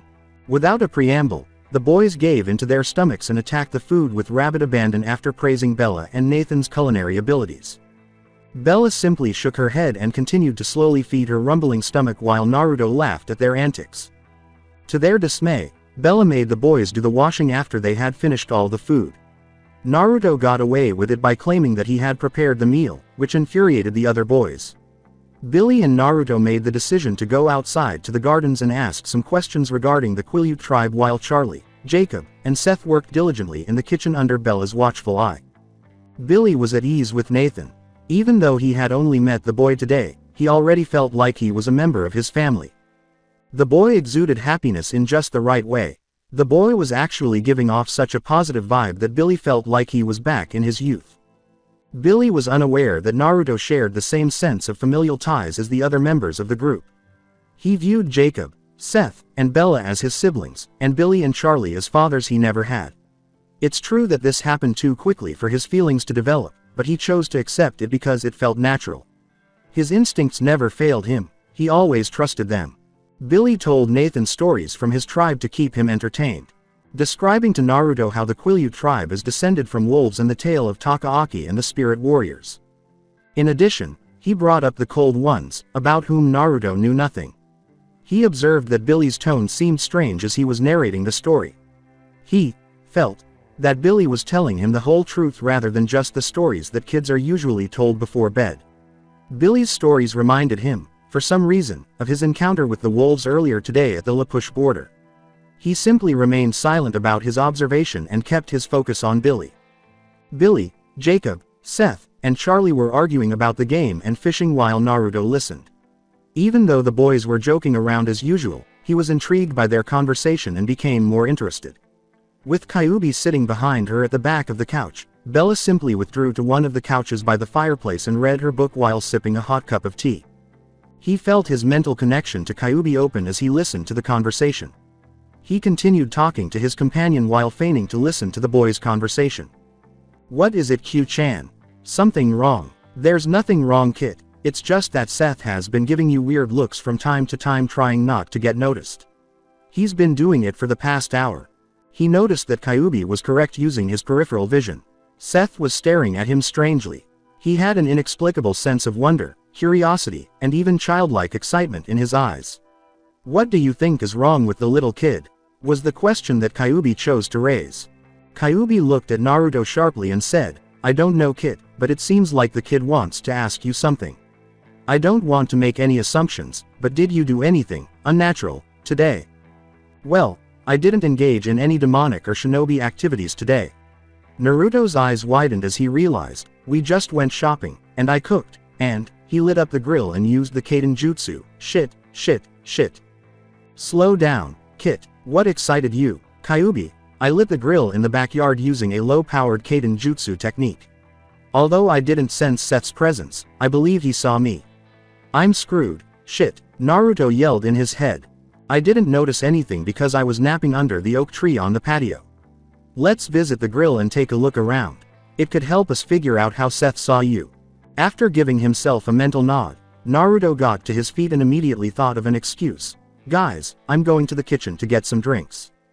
Anyone want some?" When the adults asked for beer and Seth and Jacob asked for sodas, he waved off their offers of assistance, said it wouldn't be a problem, and went to the kitchen. He went out the back door and went to the grill. When he checked the first floor, he discovered that there were no windows, so that was out. When he checked the second floor, his blood froze. The window to the guest room was open, and he knew that Jacob and Seth were there in order to set up the game consoles. Since the mental link was still active, Kyuubi chose to listen to her companion's thoughts and decided to express her own. "I guess you are screwed, Kit. Making a decision about how to handle the situation is the only thing left to do. We could erase their memories as a solution, but the technique I know would erase a week's worth of memories, which would be very problematic for us. Coming clean and telling them the truth is another option, which is what I believe would be best," Kyuubi told her Kit. After hearing Kyuubi's suggestion, Naruto, who was about to lose it, took a deep breath and considered his options. He realized that their mind erasing technique is dangerous for civilians who are ignorant of mental defense, and that denying the entire situation would ruin his relationship with Seth and the rest of the group. He also didn't want Seth to suddenly come out and deny what he saw, so he squared his shoulders and decided to come clean with everything. If they don't want to be with him, there is nothing he can do about it. He hoped that wouldn't be the case, but it's too late to do anything. Mentally discussing with Kyuubi how to prepare their revelation, he made his way back to the kitchen to make the requested drinks. When Naruto entered the den, he discovered that the boys were still engaged in a heated argument, this time about the injustice of preventing minors from drinking beer. Bella, who is already an adult, joined the argument and used her reasoning to flatten the boys. Naruto stared at the scene for a few minutes, as though this was the last time he would enjoy himself with his new family. If they didn't accept him, he would simply leave and find another way to find happiness. He squared his shoulder, gathered his resolve, and coughed to get their attention. "Guys, I want to discuss something with you. Could we go talk in the garden out back? That seems like the ideal location for this." The group nodded and followed Nathan out back, while Naruto stood there facing the forest with a distant look in his eyes. Billy and Charlie were perplexed by Nathan's serious attitude, noting that his childish innocence had been replaced by a fierce determination in his bright blue eyes. Seth and Jacob were also perplexed, though their reasons for not seeing Nathan this serious before were straightforward enough. Bella had seen that look before when they were back in Phoenix, when Nathan had revealed to her that he was an orphan. Naruto decided to end this quickly, so he turned back to face Seth and began, saying, "So, Seth, is there anything you want to talk to me about regarding what you saw me do this afternoon?" Seth was acting as though he had robbed the National Bank, and everyone was staring at him in bewilderment. Naruto decided to poke him further, saying, "Don't worry, Seth. Why don't you tell the guys what you witnessed me doing this afternoon? I made the decision to come clean." He grinned at Seth, letting the child know that he had done nothing wrong. "I won't take it against you." Charlie's police training kicked in as he narrowed his eyes. Something significant was happening here. Nathan did something, and Seth witnessed it. But what? Did Nathan do something illegal? Charlie chose to step in and try to calm the child down. "What is Nathan talking about, Seth? Nathan here wants you to share what you know, so you might as well do so. It's almost past our bedtime, so hurry up, kid, and don't leave us elderly people hanging." Charlie made a joke in an attempt to lighten the mood. Seth, on the other hand, was feeling pressured and had planned to confront Nathan about what he saw when he was alone with him, thinking about his secrets. However, Nathan did something unexpected by calling everyone out and asking him directly to share what he saw. At first, he wanted to deny it because it was Nathan's secret to tell, but when he looked at Nathan, he saw the pleading look from the man he began to look up to as a brother or something deeper. Taking a deep breath and closing his eyes to help him relax, he opened them after a few minutes and said, "I saw you by the grill this afternoon. After Jacob and I had finished arranging the game room, I opened the window to let some fresh air in while Jacob was taking a bath. I noticed you preparing to cook the steaks by the grill. Before you did what you did next, everything appeared normal, even cozy." He concluded his revelation with a sense of relief. "You did some stuff with your hands and blew fire out of your mouth. It's impossible for someone to just blow fire out of his mouth. That's just not possible." Everyone looked at Seth as if he was crazy. The rest of the group looked at Nathan and noticed his expression, which was sad and resigned, as if he was expecting them to hate him for this revelation. While they were waiting for him to deny it, Nathan did something they hadn't expected. He smiled. "Everyone, Seth is being honest. I actually did follow his instructions, and I made fire out of my mouth," Naruto disclosed. Seth's expression, however, was what made him smile. The child was so innocent, and he simply looked at him with childlike excitement, as if expecting some treat to happen that would blow him away. Charlie, Billy, Jacob, and Bella all had shocked and incredulous expressions on their faces. "Just finish it with Kit." Their responses are typical thus far. They didn't yell at you, at least. "Kit, tell them everything." "All right, let me share my story with you. The truth about my life. Before I speak, could I please ask that you all listen? Would you please? For my benefit." After noticing that everyone was nodding and paying close attention, Naruto pleaded, took a deep breath, and began telling his story without omitting anything. Naruto and Kyuubi, who was simply relaxing on the cool grass, were regarded with skepticism by the group, which was stunned into silence after 2 hours, 10 cans of beer, and cups of tea.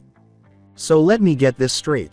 You came from another world with Kyuubi here. You are a ninja. You fought in a great war. You became a demon after going into rage after seeing your friends losing. You lived for 200 years. You met some old guy that brought you here. Did I get all of it right?"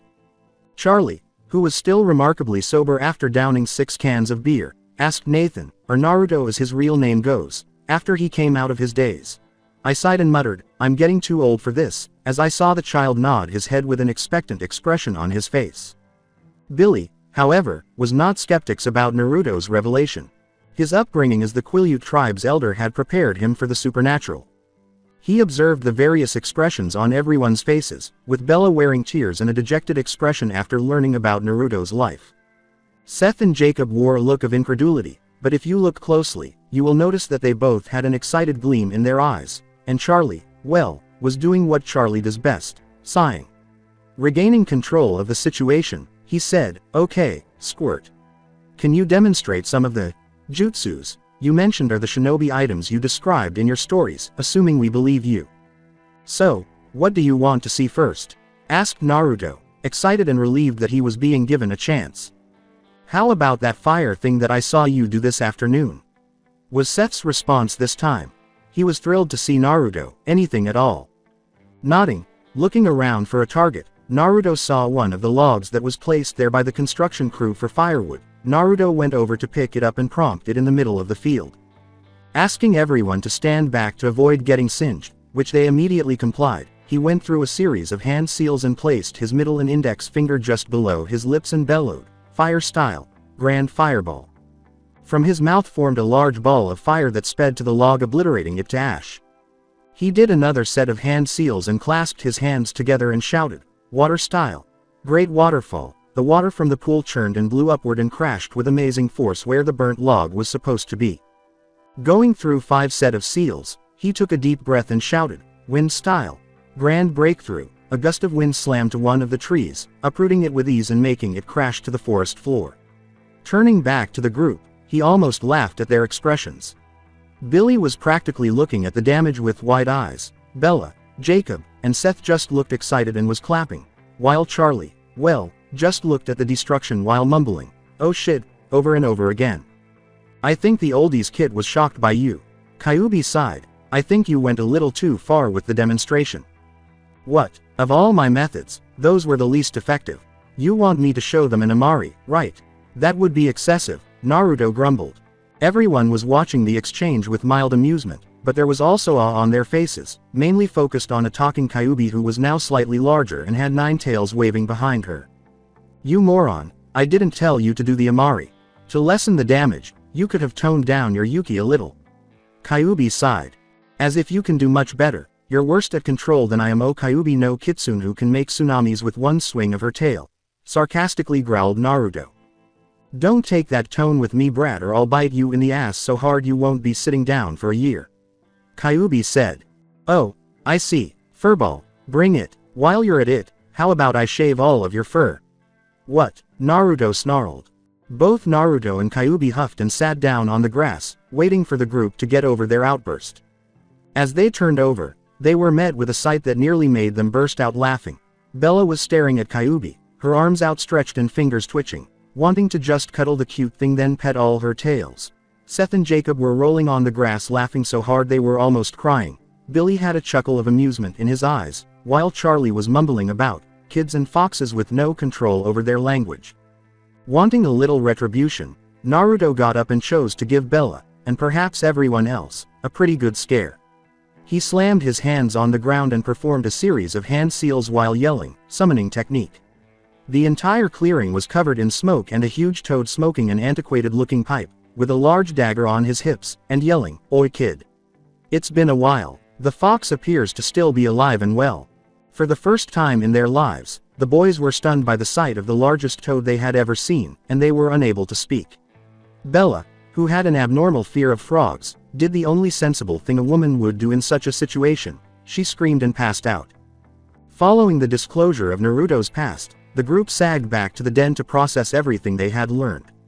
Naruto took the initiative to carry Bella home, lay her down on the sofa, and wait for her to wake up. Kyuubi, not bothering to put up her henge this time, went over to Bella and napped on her stomach, her tails twitching. Naruto looked at them with a slight smile that both Charlie and Billy noticed. Seth and Jacob, still a little ecstatic about the revelation, went to the kitchen to prepare some snacks, while Naruto and the elderly men simply waited for someone to break the silence. Charlie chose to strike up a conversation after noticing Naruto's smile as he glanced at Bella and Kyuubi dozing off on the couch. "I noticed your smile, kid, when you looked at my daughter," Charlie said. "Are you in love with her?" Charlie posed the question gravely. After hearing the question, Naruto, who had been focusing on the sleeping pair, snapped to Charlie's attention, closed his eyes, and took a deep breath. "I love her, Charlie," he said. "As family, not as a lover. As you can see from my story, I have never experienced what it's like to be a part of a family. I never imagined meeting someone who would have such a profound influence on my life when I first arrived on this planet. Although I had friends in Phoenix, there was something about Bella that encouraged me to be more forthcoming with her. I began to view her more as a sister I never had as the months went by." With a little laugh, he added, "Bella also told me that she saw me as a brother, someone that she can confide in, or hit with a pillow when irritated." With a sincere smile, he simply nodded and fell silent again. He is overly protective of Bella and worried about the boys who managed to enter her life, but when he heard Naruto's confession, he did not lie or act dishonestly. Instead, he looked at Bella with soft eyes and a fierce determination to keep her safe. He sighed with relief, knowing that Naruto would look after her only child when he was too old to do so. Human nature dictates that such situations leave a mark on people, but Naruto survived it unscathed. Sure, he got the worst end of the stick, but after becoming what he is now, he didn't lose his humanity. Billy felt proud for the boy because he had endured a life of suffering and war without even losing his childlike innocence. The boys saw that Bella was keeping the couch to herself, so they just sat on the floor and ate the food they brought for themselves. After a few minutes of silence, Naruto asked the question he had been afraid to ask since he learned that Seth had figured out his secret. So guys, after finding out who and what I am, is it still okay for me to be here? If so, is it okay for me to be here? How could this boy ask that? What in the world are you talking about, kid?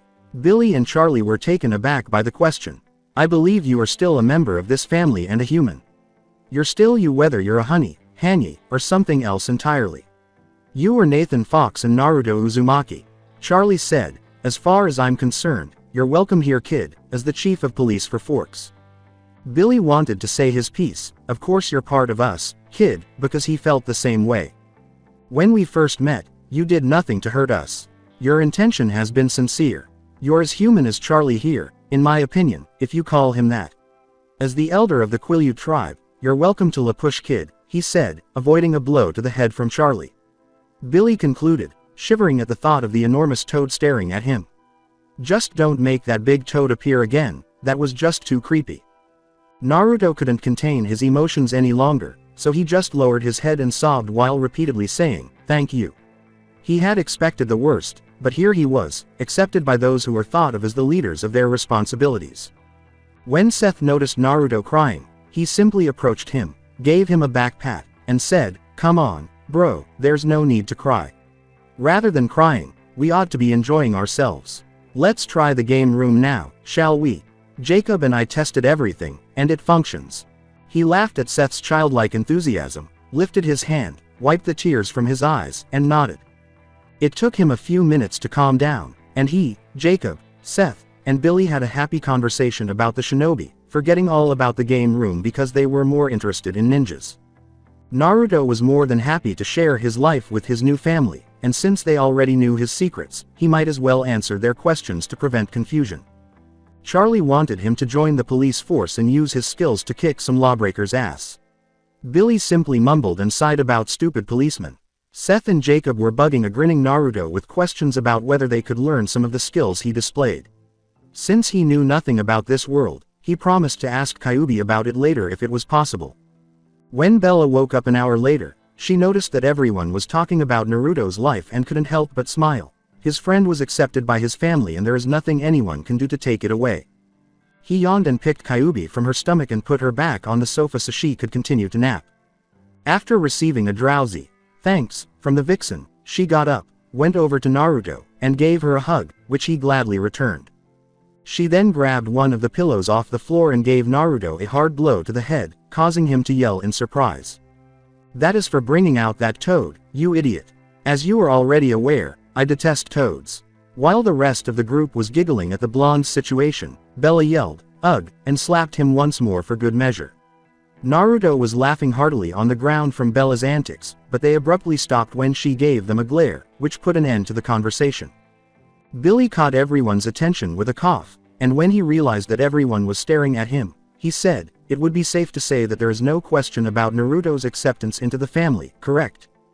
As everyone shook their heads, Naruto grinned and went on, I want to remind everyone that Naruto's abilities must always be kept a secret. We're not sure how other people would respond, but we've all accepted you for who you are, Naruto. Some will try to control you for their own reasons, while others will call you a freak.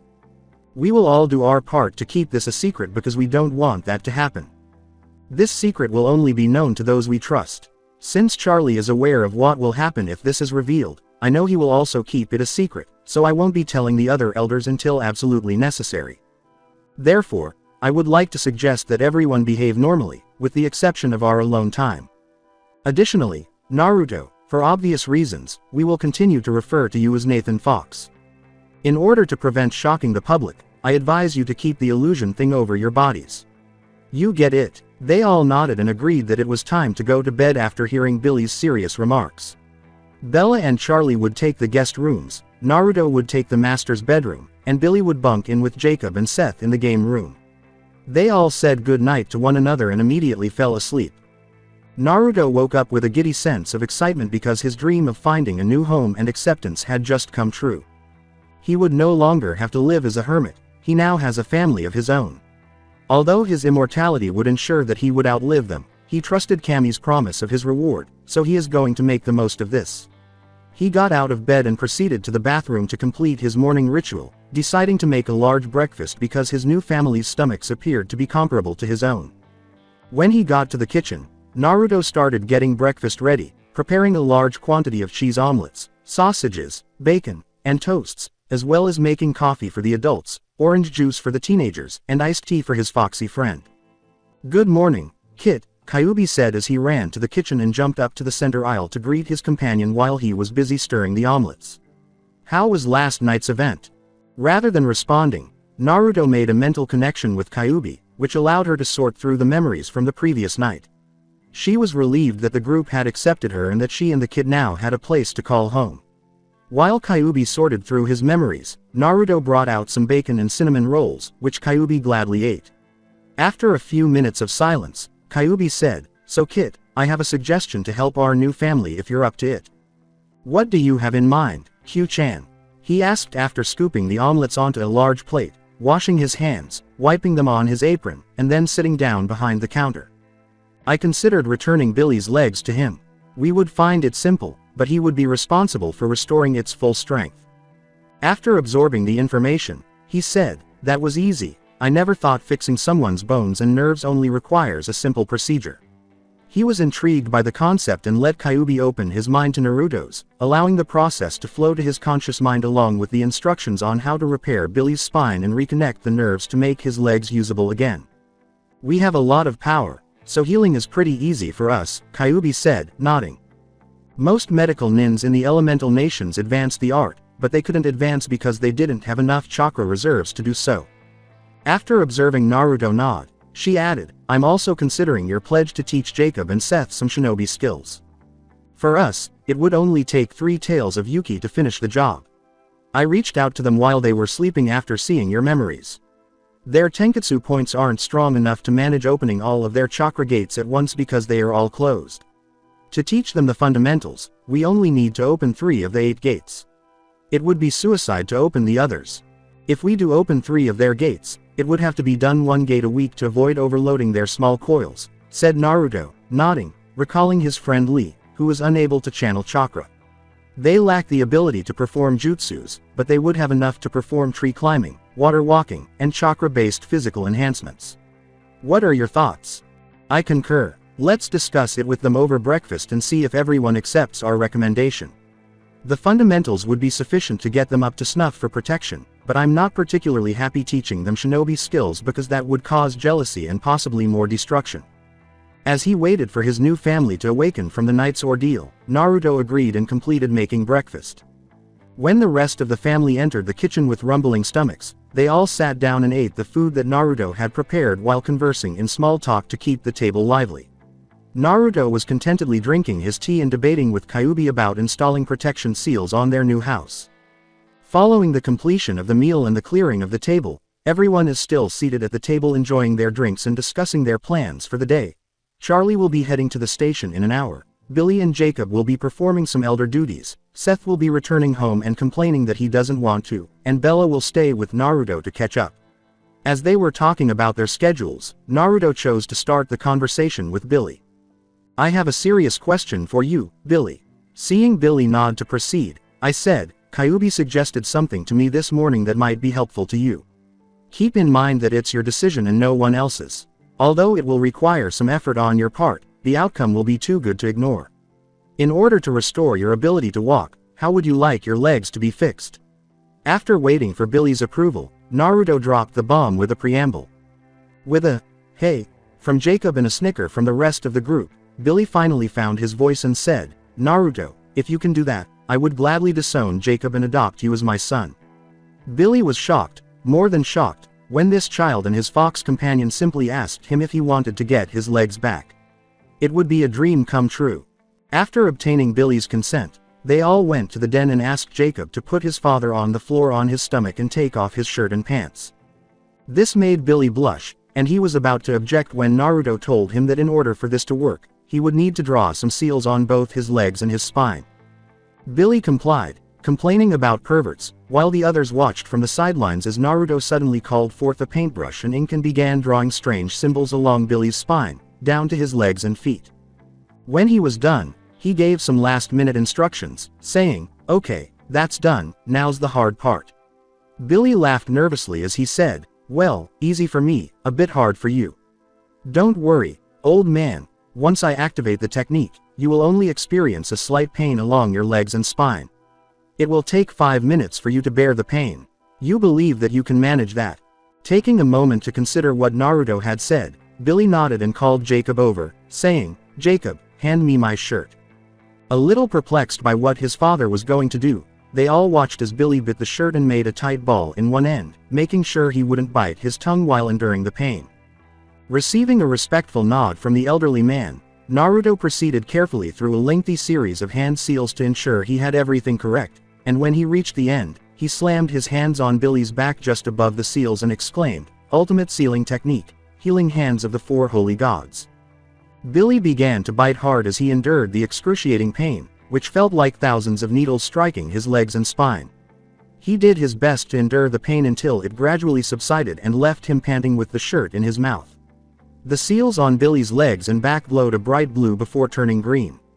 When Naruto saw that the technique had taken effect on Billy's body, he told a distraught Jacob to pick up his dad and let him sit on the couch. After giving Billy some time to recover, he took a needle and carefully poked him in the thighs. Billy yelled in agony and was about to scream at Naruto when he suddenly snapped out of his rage. He felt pain in his legs, he couldn't move it yet, but he could definitely feel something there, and tried to concentrate on his toes. Slowly but surely, his big toe moved a little, earning a cheer from both Jacob and Charlie. Bella was staring at it in amazement, and Seth was as thrilled as a baby receiving his first piece of candy. To get everyone's attention, Naruto held up his hand and said, "All right, guys. It's all up to you, old man, the difficult part is over. I repaired the damage to your spine and reattached your legs' nerves." Billy glared at him, but he ignored it and went on, "The problem is that your muscles have deteriorated in strength due to the time you stayed on your chair. You can definitely feel it, I think the needle proved that. Physical therapy is necessary if you wish to regain your range of motion. Jacob would need to help you perform certain exercises, such as stretching your legs and bending to help your muscles contract and expand. Depending on how badly your muscles are deteriorating, this will take 2 weeks to a month. Once you are able to move your legs, you should use a cane to practice walking slowly while Jacob holds you up to prevent you from falling. You get it? No worries, old man. Just make sure you work hard so I won't be seeing you on that blasted chair again next month," said Naruto, who waved it off after receiving a nod from Jacob and Billy, who were both extremely happy that one of their life's problems had been resolved in front of them. "If you don't mind, I'm going to take a nap because that took a lot of energy out of me. You guys are welcome to do anything you want in the house." After saying, "Good night, everyone," Naruto departed from a group of joyful people and thanked whoever had been up there for sending the blonde savior into the world. While Kyuubi was taking a nap beneath her tree, Naruto was lounging in the pool. The blonde Hanyu's life has never been better in the week since the revelation. Since Bella wasn't there, he used the time to unwind and consider his plans for the upcoming months before classes resume. Bella was with Jacob in La Push, keeping him company while he worked on the rabbit, his most recent project. Jacob will never know how he intends to transform the piece of junk into a functional vehicle. He needs to take care of a few things to make his life a little bit easier, even though he would prefer to spend some time with Seth. Meeting with the agent who handled the construction of his house to add more rooms was his first task. The space was sufficient for his present group of friends, but as his family expands, he may require additional room. Naruto sighed and got out of the pool to prepare for the day. He doesn't want to be late because he already has a meeting with the agent in Port Angeles. At a leisurely pace, Naruto was transporting his baby to Port Angeles. He was merely passing the time at a leisurely pace and wasn't in a rush. However, the sound of an engine revving behind him cut him off from his thoughts. Glancing into his mirror, he noticed a silver Volvo whose driver was impatiently accelerating. He slowed down even more to annoy the car's owner, grinning at the driver's antics.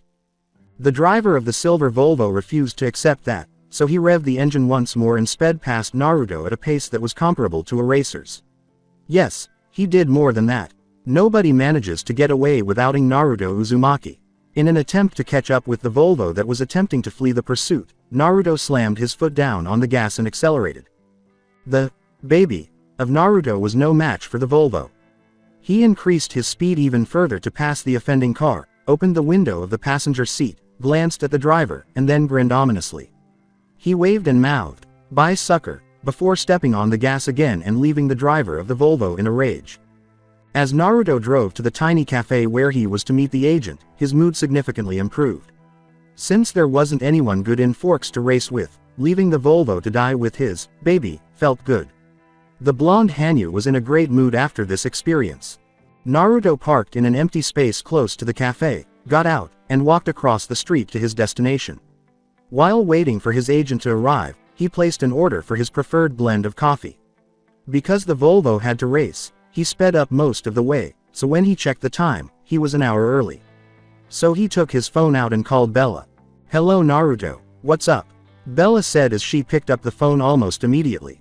"I just got here in Port Angeles and I have an hour to kill before meeting up with the agent. Just calling to check up on you guys," replied Naruto. Over the phone, Bella sarcastically said, "Ah, how sweet." She was annoyed that Naruto had left her with Jacob and Seth. They were entertaining, to be sure, but it was too much for a teenage girl to handle to have no one to talk to but a child who was enamored with video games and another who had a thing for vintage cars. His sister's antics made him laugh. "Lighten up sis. Tell you what, after I'm done with my business here in Port Angeles, I'll ring up some pizza and go there ASAP. How does that sound? If you're going to get pizza then make sure that you bring more. You already know the appetite of these two," Bella told him. As Jacob and Seth shouted flavors for him to choose from, Naruto simply laughed at their ravenous appetite. "Fine, I'll bring more. Tell the boys that I'll be over late this afternoon." "Thanks sis." "Welcome Naruto. Bye for now. Jacob is bugging me and Seth to help him pick out a color for his rabbit's custom paint job. Ugh, boys and their stupid toys." Bella was upset. After chuckling, Naruto hung up. Naruto indicated the waiter for the check, paid for it, and then went to buy something to give to the boys later after realizing he still had 40 minutes to kill, according to his watch. Naruto was content. There was some fruit from his visit to the electronics store. He was fortunate to be able to check out new toys that he could purchase because some new stocks had arrived. Naruto was captivated by technology and wanted to stay up to date after Seth got him addicted to video games. He made the decision to purchase a new laptop after seeing one that had been released. In order to easily contact Jacob and Seth, he also purchased 2 additional phones. He never understood why they didn't purchase cell phones so that people could easily contact them. In addition, the fact that he can only speak to the children when they visit or when he is in La Push simply annoyed the Hanyu. The internet is another thing that excited Naruto. He didn't have one connected to his house, but he was fully aware of it from Jules' recollections. But it goes without saying that Naruto was eager to start his new pastime when the man working at the electronics store told him that he could simply gain access by connecting it to his phone. He looked at his watch and saw that he had enough time to return to the cafe to meet the agent after making his new purchases in the Ferrari. Since Naruto will be leaving him in charge of his home's improvements, the agent was very pleased to see him. This implies that he will be compensated for his new position. The agent greeted him and shook his hand before introducing him to a stunning woman with a very pale complexion. Esme Cullen was his home's designer, and she was there to assist him with his request. "Hi, my name is Nathan Fox. It is a pleasure to meet you, Mrs. Cullen." Naruto held out his hand to Esme, who accepted it with pleasure despite its coldness and shrugged away. She smiled brightly at him, making him like her even more. "The pleasure is all mine, Mr. Fox, and please, call me Esme." "Then please, call me Nathan. I don't dwell much on formalities. I love the design you made for my home and was wondering if you can add more rooms," deciding to get straight to the point. Esme passed a folder with some sketches inside and said, "Yes, your agent told me about it and I have prepared some designs here for you to see." Naruto picked up the folder and looked through it. Esme really is an artist. Her drawings are clearly artistic creations, and each one would complement his concepts. Since the grounds were large enough to support it, he was more drawn to one of the sketches that called for adding a bunk house by the pool and extending the house to add 4 more rooms to the second floor. The agent promised to begin the improvements the following week after completing a few more details with the plans. After finishing his work for the day, Naruto said goodbye to Esme and departed, contemplating how many pizza boxes he would need to purchase in order to satiate Quileute's hunger. Naruto felt irritated. In line to order some pizzas to take back to La Push, he has been waiting for 10 minutes. The 3 burly men in front of him were arguing about the flavors they wanted to order. Based on the color of their skin, it was obvious that these men were Quileute. Out of the 3, the shortest one grumbled, "Come on, Sam. Make up your mind already." Sam stared at the menu in front of him and said, "Can it, Paul? I'm still deciding what to get Emily, you know how she is when it comes to these things." The third man simply laughed and chose not to stop the two from arguing. Naruto could have simply listened to their conversation if he hadn't been getting hungry, but he was rushing and missed Seth. Naruto became irritated and began tapping his foot on the ground repeatedly in an attempt to get their attention. Paul, who was the shortest of the 3, became irritated with the tapping, scowled, and glared at Naruto. "Would you mind stopping tapping, Squirt?" he said, raising his voice slightly in an attempt to scare the scowling blonde. Naruto, who thought the man was really impolite, chose to ignore him while still tapping his foot, and he didn't even look at him to annoy him. Paul lost his temper and tried to choke the child, but their leader, Sam, put a hand on his shoulder and said, "Not now, Paul. Don't make a scene." Paul simply snarled, shot Naruto a glare, and turned his head away.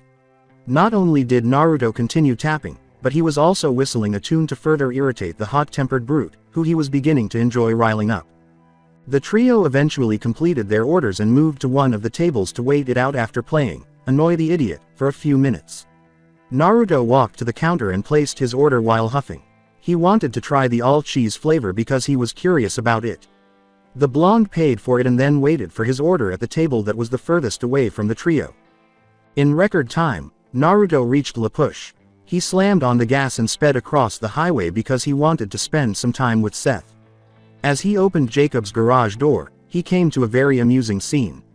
Seth, who appeared to have taken a bath in motor oil, was laughing uncontrollably on the floor while Jacob chased Bella around with greasy hands. Naruto interrupted the trio with a shout, "What in the world is going on here?" Bella hurried forward and hid behind Naruto's back as soon as she saw him. Fortunately, she didn't trip. When Jacob saw Naruto, he grinned sourly and was ready to choke the blonde, his hands extended in preparation for smearing him with oil. Naruto blew a basic wind jutsu at Jacob, knocking him back a few feet and landing on his butt with a thud, so as not to get himself dirty. "I brought pizza," he exclaimed, lifting the boxes in his arms. When Seth noticed this, he reached for a box, but Naruto simply lifted it above his head and used a finger to push Seth away. "Oh no you don't. Go wash up first before you can eat. You too, Jacob. Now move, both of you," he said. They both pouted and went inside to clean up so they could eat so they wouldn't irritate Naruto. Bella and Naruto put the pizza boxes and drinks down and cleaned up one of Jacob's work tables. When Bella opened the box with the all-cheese flavor, she squealed and chose to grab one to taste. The taste made her moan. Naruto snatched up a slice and took a bite out of curiosity about her response. It was good. After devouring the remainder, he was about to take another bite when the two boys returned, comparatively clean, and helped themselves to a pizza box each. Before Naruto questioned Jacob, they ate in silence. Naruto asked, "So Jake, how's the rabbit coming along?" "Slow going, but I'm making good progress. The engine is in working order, so I just need to get the seats upholstered, then a new paint job." Jacob snorted and went on, "I need to save up some more though since Dad wouldn't give me the money for it. I'm thinking of getting a job somewhere for the rest of summer to pay for it," Jacob concluded, grabbing another slice of pizza and taking a bite. Recalling something, Naruto dropped the pizza he was carrying and returned outside to the Ferrari, where he removed the 2 phones he had purchased for the boys before entering again. He tossed the 2 phone boxes to the children, who skillfully caught them. "Hey Jake, Seth, catch," he said. With a puzzled expression on his face, Seth asked, "What's this, bro?" as he shook the box to see what was inside. Naruto grinned and said, "Just open it." Both boys shrugged. opened the box, and gasped upon seeing 2 brand new cell phones. Naruto said, "Those are my gifts for you guys. Both of you are unreachable and I thought of getting you guys a mobile phone so I can reach when I need you." The two were thrilled with their gifts, thanked each other, put down the pizza, and began playing with their new toys. When Bella muttered something about spending money and splurging once more, Naruto simply laughed, which made Bella give him a sour look. Following the completion of the pizzas, Bella and Naruto shared the final one, while Jacob consumed 2 boxes by himself. Both returned to their tasks, with Bella reading her book and Jacob, assisted by Seth, removing the damaged seats from the rabbit. Being extremely bored at the moment, Naruto chose to open his brand new laptop and play around with it. Until they heard a truck stop outside, they all went about their separate ways in peace. Choosing to investigate, Jacob opened the door and saw Sam, the same man from the pizza place. Sam said in a deep voice, "Hi Jacob. Is Billy around?" Jacob responded angrily, "No. He went fishing with Charlie and Harry. They should be back tomorrow so you and your gang can come back then." After giving him a long look, Sam opened his mouth to speak, but a second man entered. "Hey Jake, how your car coming along? Does it run yet?" Jacob snarled at him, saying, "None of your business, Paul." Paul strode toward Jacob and snarled, "You got spunk kid. Maybe I should teach you a lesson." Naruto chose to interrupt because he was irritated by all the noise. Naruto said, not bothering to look up from his work, "If you guys don't have any business here then leave, you're disturbing the peace." Paul sought out the source and discovered it in the young person he had met in Port Angeles. "You," he growled. "Yes," Naruto asked, cocking his head to the left after recognizing Paul's voice already. "You need to learn to respect your elders." Paul snarled ominously, "We have unfinished business, brat. Respect is earned." Naruto simply raised one eyebrow before getting up, setting his laptop on the desk, and removing his trousers. To Jacob, he said, "I need to use your bathroom, Jake." Jake gave him the directions, saying, Sure. First door on the right." A hand on Naruto's shoulder prevented him from leaving the room. After examining the offending hand, which he discovered belonged to Paul, Naruto said, "If you want to keep that hand then you better let go." The child's feistiness infuriated Paul, who was about to push him away when his entire world abruptly changed. Naruto made the decision to discipline this young upstart. He seized the offending hand with both hands and gave it a violent yank as he backed away, causing Paul to topple over and hit his back against the ground with enough force to make his lungs pop. "Next time, rein in your subordinate Sam. I don't like people I don't know touching me. Is that clear?" Naruto said, turning to face Sam and utterly disregarding what he had done to Paul. He emphasized his point by letting a small bit of his yuki slip, which caused everyone to shudder. Sam was shocked. Paul has never lost a battle to anyone. Although he was stronger than Paul, he ought to be able to keep the child alive on his own. He nodded without bothering to say anything because he felt a little intimidated by the child who was just staring at him. Satisfied with Sam's acceptance, Naruto simply nodded before heading to Jake's house to use the restroom. Sam went to pull Paul up after Naruto left. Curious about the blonde who could take down Paul with a single move, he turned to Jacob and asked, "Who was that kid?" Not seeing anything amiss with responding, "The kid who just knocked this guy's ass on the floor is Nathan Fox. He is Bella's friend from Phoenix, Arizona. He moved permanently to Forks when Bella came over to Charlie." Sam nodded. "How did he do that? I've never seen Paul got beat down that fast." Jacob pointed to Naruto and smiled, saying, "Why don't you ask him? He's coming back." Sam simply dismissed the conversation with a shrug and walked out of the garage. Naruto washed up in the restroom before leaving Jake's house. He didn't even look at the idiots as they left, which annoyed Paul once more and piqued Sam's interest.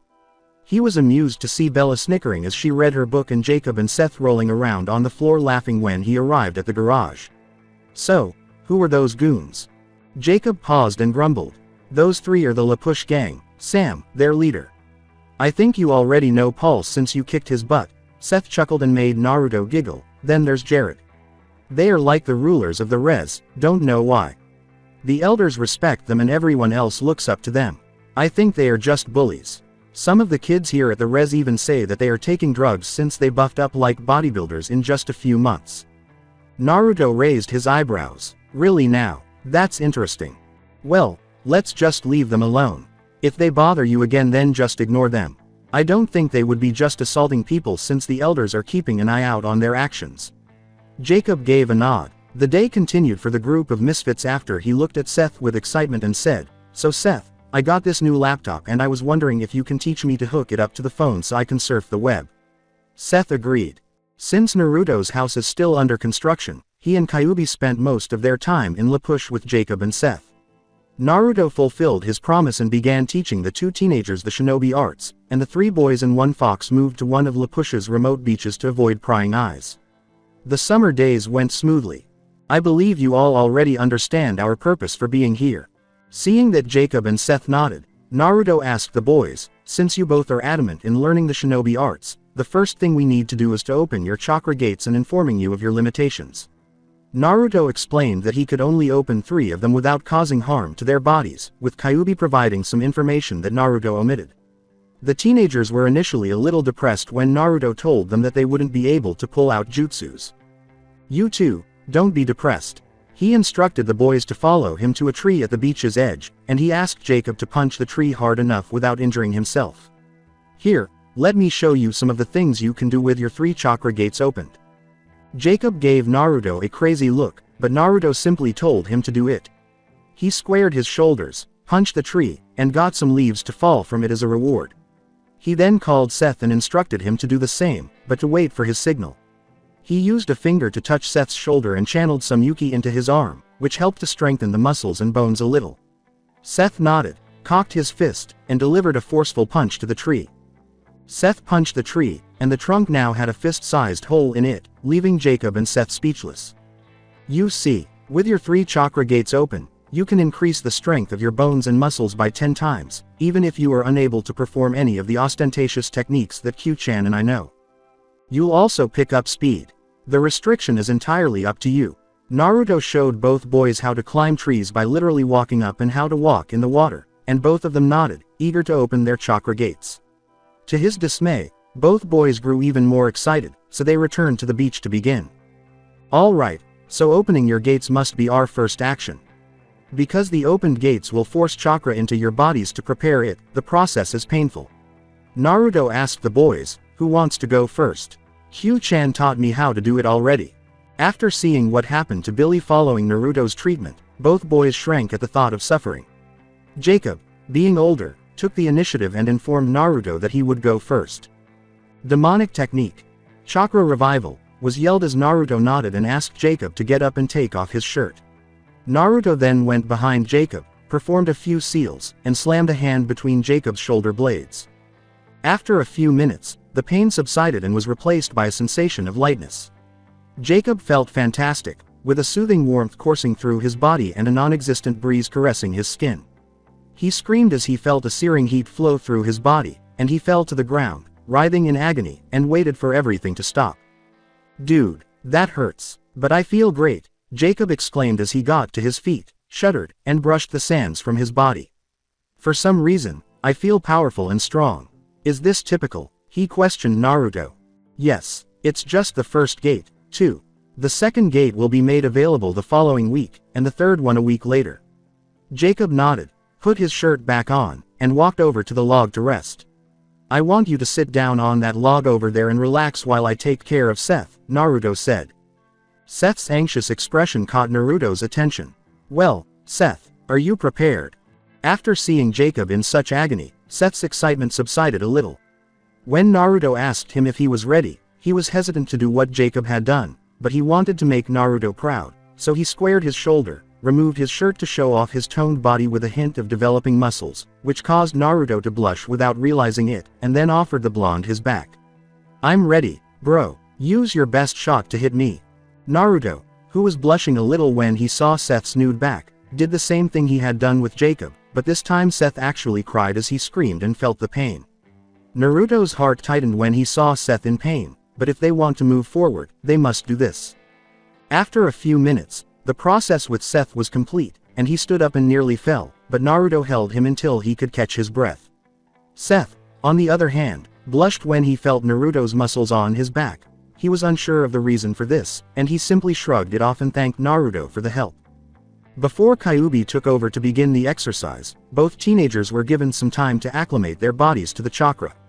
Naruto excused himself, stating that he wanted to rest after the procedure, and instructed them to follow Kyuubi.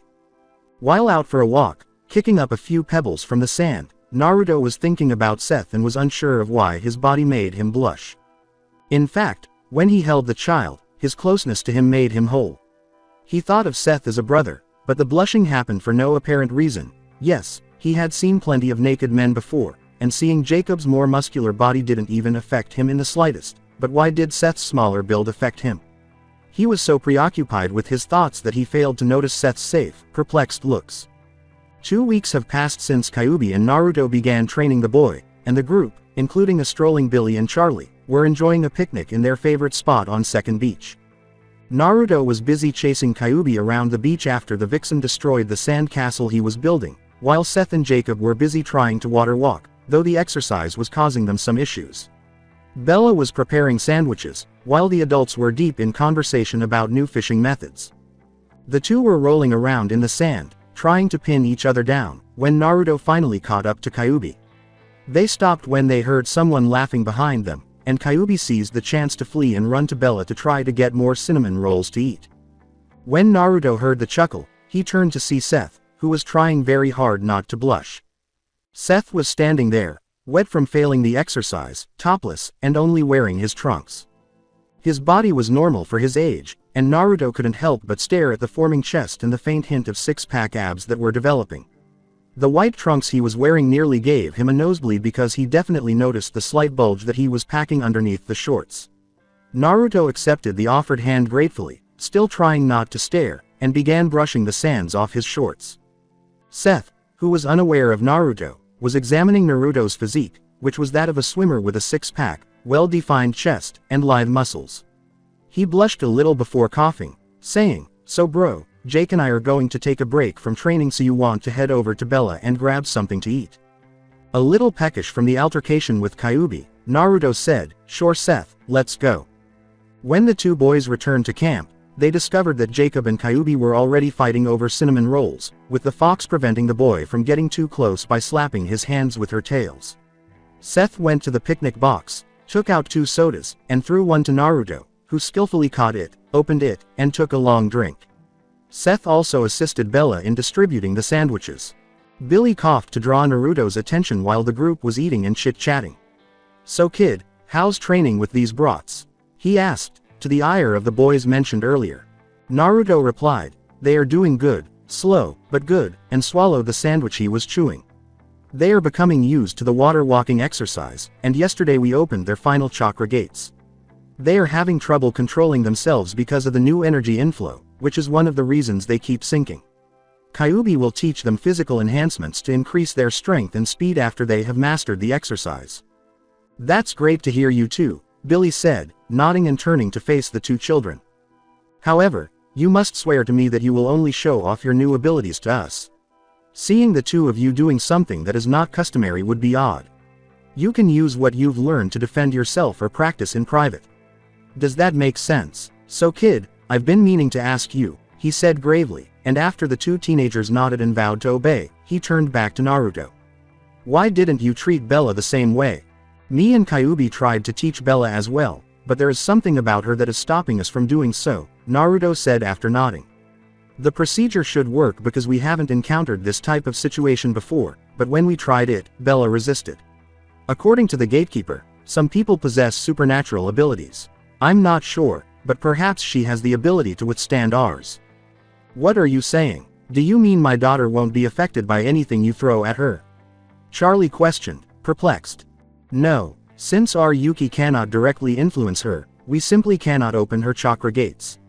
She is surrounded by an unseen force that shields her from our energy. I believe it to be a blessing, but I'm not sure what it is." Naruto affirmed, "You can be damn sure that others wouldn't be able to do the same short of physically attacking her if we can't hurt her with our powers directly. You know it's unfair." They all laughed when Bella complained and pouted, "You, Kyuubi, Jacob, and Seth can do all these cool stuff, but I'm stuck to just reading a book and seeing you guys have fun. Sis, hurry up. To learn more about what's keeping you safe, try meditation." Naruto rubbed his sister's back and reassured her, "Maybe once you can consciously use it, then maybe we can do something to turn it off." Bella simply pouted some more, sighed, and returned to her book. They enjoyed themselves for the remainder of the day as Seth and Naruto glanced at each other's bodies in passing without the other noticing. The sound of Naruto's alarm clock woke Kyuubi up for the third time. The first two were easily ignored because the lull of sleep was stronger, but the third time really made her wake up. She grumbled and looked up to see that it was 7:30 a.m., school time, and her companion was still snoring. If he doesn't wake up soon, he will be late for his first day of class. Now she just needs to wake him up, but how? The red-furred vixen leapt from the bed, walked to the door, and then faced the sleeping Naruto, with a big foxy grin that screams pure evil. She used her Yuki to scoop up the remaining water from the bathtub, encasing it in a bubble and floating it over her sleeping companion. Then she let go of the object and fled out the door as though the Legion of Hell was after her. She heard a loud shout that reverberated throughout the entire house, possibly the entire Forks, as she got to the bottom of the stairs. Kyuubi. In a pleasant dream, Naruto and Seth were enjoying a picnic in Second Beach when he was startled awake by a lot of water splashing down on his face, threatening to drown him.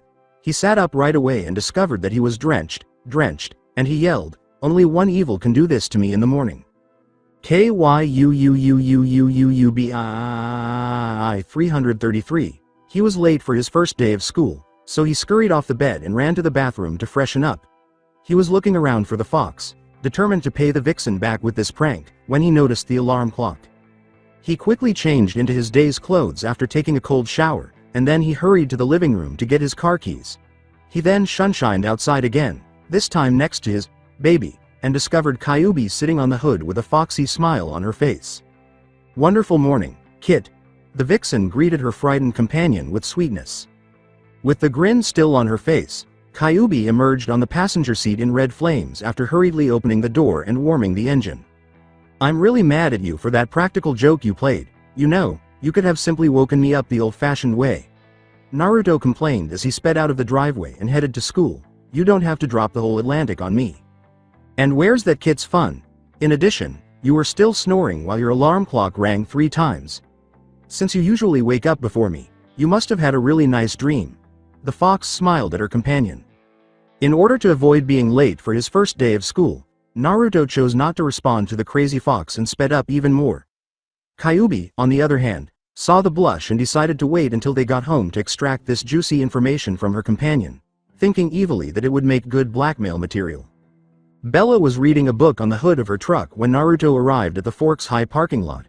Since there weren't as many cars as at his old school in Phoenix, he assumed that there weren't many students enrolled. After parking next to Bella's truck, he hurriedly exited the vehicle with Kyuubi in tow and shut it. "Good morning, Bella. I apologize for taking so long to arrive," Naruto said to his sister. "I didn't hear wake up on time." Bella, irritated by Naruto's tardiness, returned the greeting with a hint of sarcasm. "Good morning, Nathan. It's very kind of you to stop by. I waited for you so we could arrange our schedule." After flinching at her irritated tone, Naruto chose to say, "Sorry," to appease the brunette, but before he could say anything more, Kyuubi leapt up to Bella's truck and chose to go on for him. He was having a nice dream, so he didn't hear his alarm clock telling him to wake up. "I wonder what he was dreaming about. Or maybe, he was dreaming of someone," said the fox. Naruto's cheeks turned pink, and he snarled. Since Bella had no idea what the fox was talking about, she chose to ignore it for the time being and inquire about it later. She gave Kyuubi a look. She scratched the fox behind her ears and asked, "Are you going to be joining us in class?" Which caused the vixen to purr. Kyuubi responded, still purring because Bella was scratching, "Yep. I'll just be invisible the whole time since we weren't sure if the school would allow animals in." After giving her a nod, she looked at Naruto, leapt from her perch, and seized her brother. Without giving Naruto a chance to relax, she dragged him to the building and said, "Let's go. We have to pick up our schedule from the front office." A red-haired woman looked up from her work as she opened the office door. "Can I help you both?" Bella chose to respond. "Bella Swan and Nathan Fox here for our schedules." After identifying the names, the woman dug through the stacks of papers on her desk, took out 2 sheets, and gave them to the two. With kindness, she said, "Anything else, dears?" Naruto replied, "We're good. Thanks ma'am and good morning." After giving a nod, she immediately resumed her work. They were practical Mr. and Ms. Popular because the chief of police was supporting them, and Charlie was gracious enough to enroll them both a week before classes began.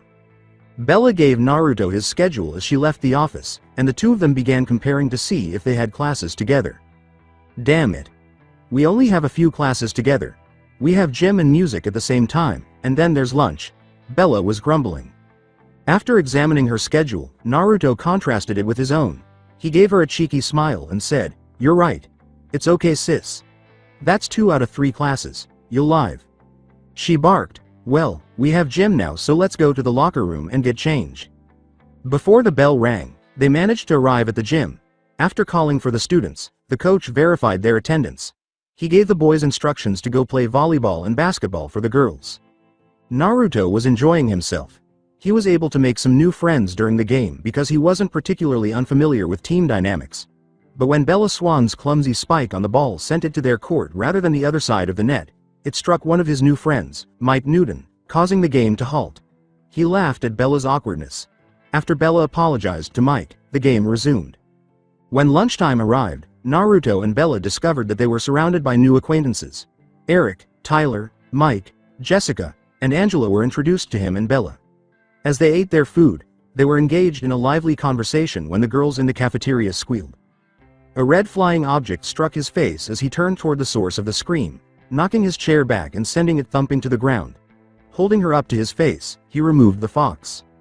"What in the world are you doing here, Q-chan? I thought you were out in the forest," he barked. "As if I'm going to answer that out loud. If you must know, I'm hungry and I don't want to hunt for my food since it's raining outside. Feed me," Kyuubi simply replied with a foxy smile. When a fox struck their new friend's face and said friend spoke to it, the group was taken aback. "You know that thing?" Jessica asked, pointing to the fox after she had recovered from her shock. "I resent that. I am not a thing. I'm the beautiful and powerful Kyuubi no Kitsune. Worship me, human." Kyuubi snarled in his mind. Turning to face Jessica, Naruto sneered at Kyuubi's digression and said, "Yes, she is not a thing. Her name is Kyuubi, my pet." "Pet AMI. I'll show you pet when we get home, you ungrateful brat." Kyuubi began to scream. "What am I going to tell them, Q-chan? That you're a 1,000-year-old fox demon with 9 tails? I'm crazy, but I'm not that crazy. Now shush and I'll feed you," Naruto stated to Kyuubi.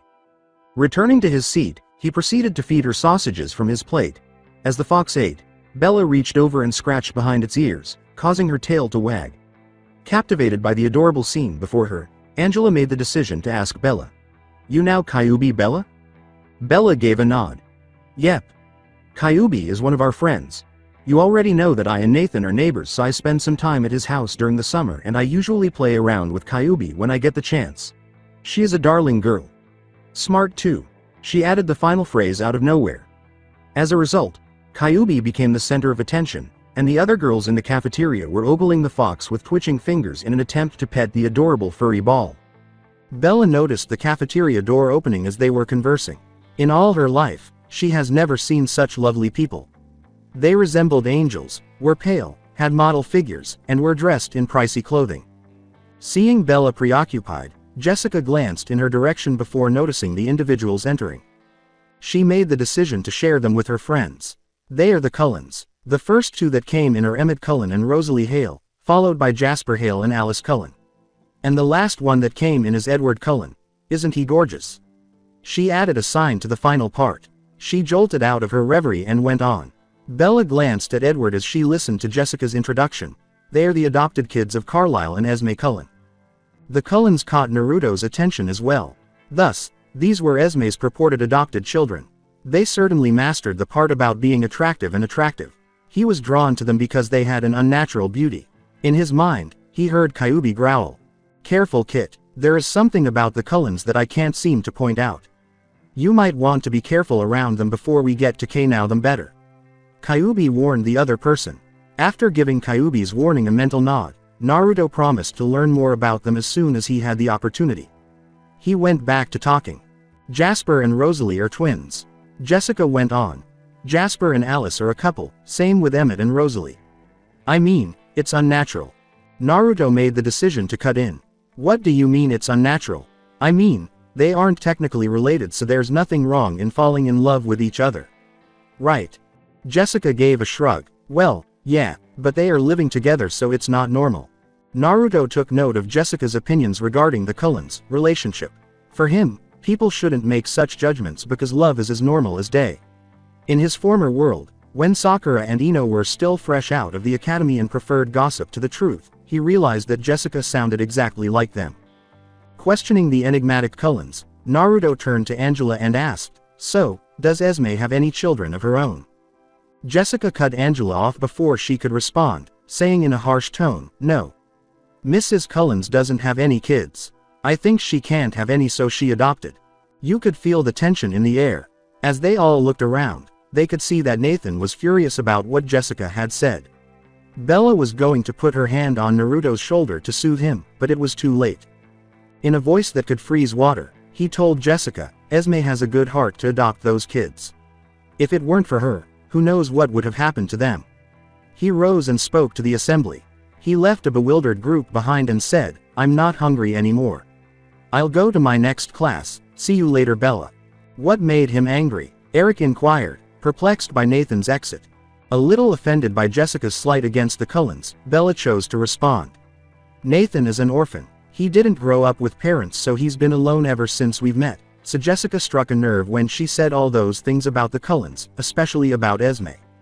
Everyone, including Jessica, who looked down in embarrassment, understood why Nathan had suddenly become aloof and cold after Bella was done. The remainder of the conversation was rather quiet, and when the bell rang, everyone went off to their classes. The Cullens, who were unaware of it, were listening to the discussion with a slight frown on their lovely faces. When they joined the other students in the cafeteria, they were accustomed to hearing these types of conversations. They were a little taken aback, though, when the blonde teenager became enraged and stood up for their mother and the rest of the family against Jessica's hurtful remarks. They wondered why. Since he was a little early, Naruto was sitting by himself in the music room. He was furious in his chair because of what Jessica had said about Esme's family. Isn't she aware that being an orphan is a terrible experience? Having parents to look after her as she grew up was a blessing. His mental tirade was cut short when he felt someone standing next to him. He turned to see one of the Cullens standing next to him, beaming brightly. Alice indicated a chair next to Naruto. She inquired, "Is that seat taken?" Naruto gave a headshake. Naruto said, "Nah, you can sit here if you want." She smiled. She sat down and held out her hands for Naruto to shake, saying, "Don't mind if I do. My name's Alice Cullen. Nice to meet you." Grinning, Naruto took her hand and shook it. "My name's Nathan Fox. You can call me Nathan. Nice to meet you, Alice." Alice broke the friendly silence in which they sat. "I would like to thank you for defending my family back in the cafeteria. Not many people understand us very well," she said with a gentle voice.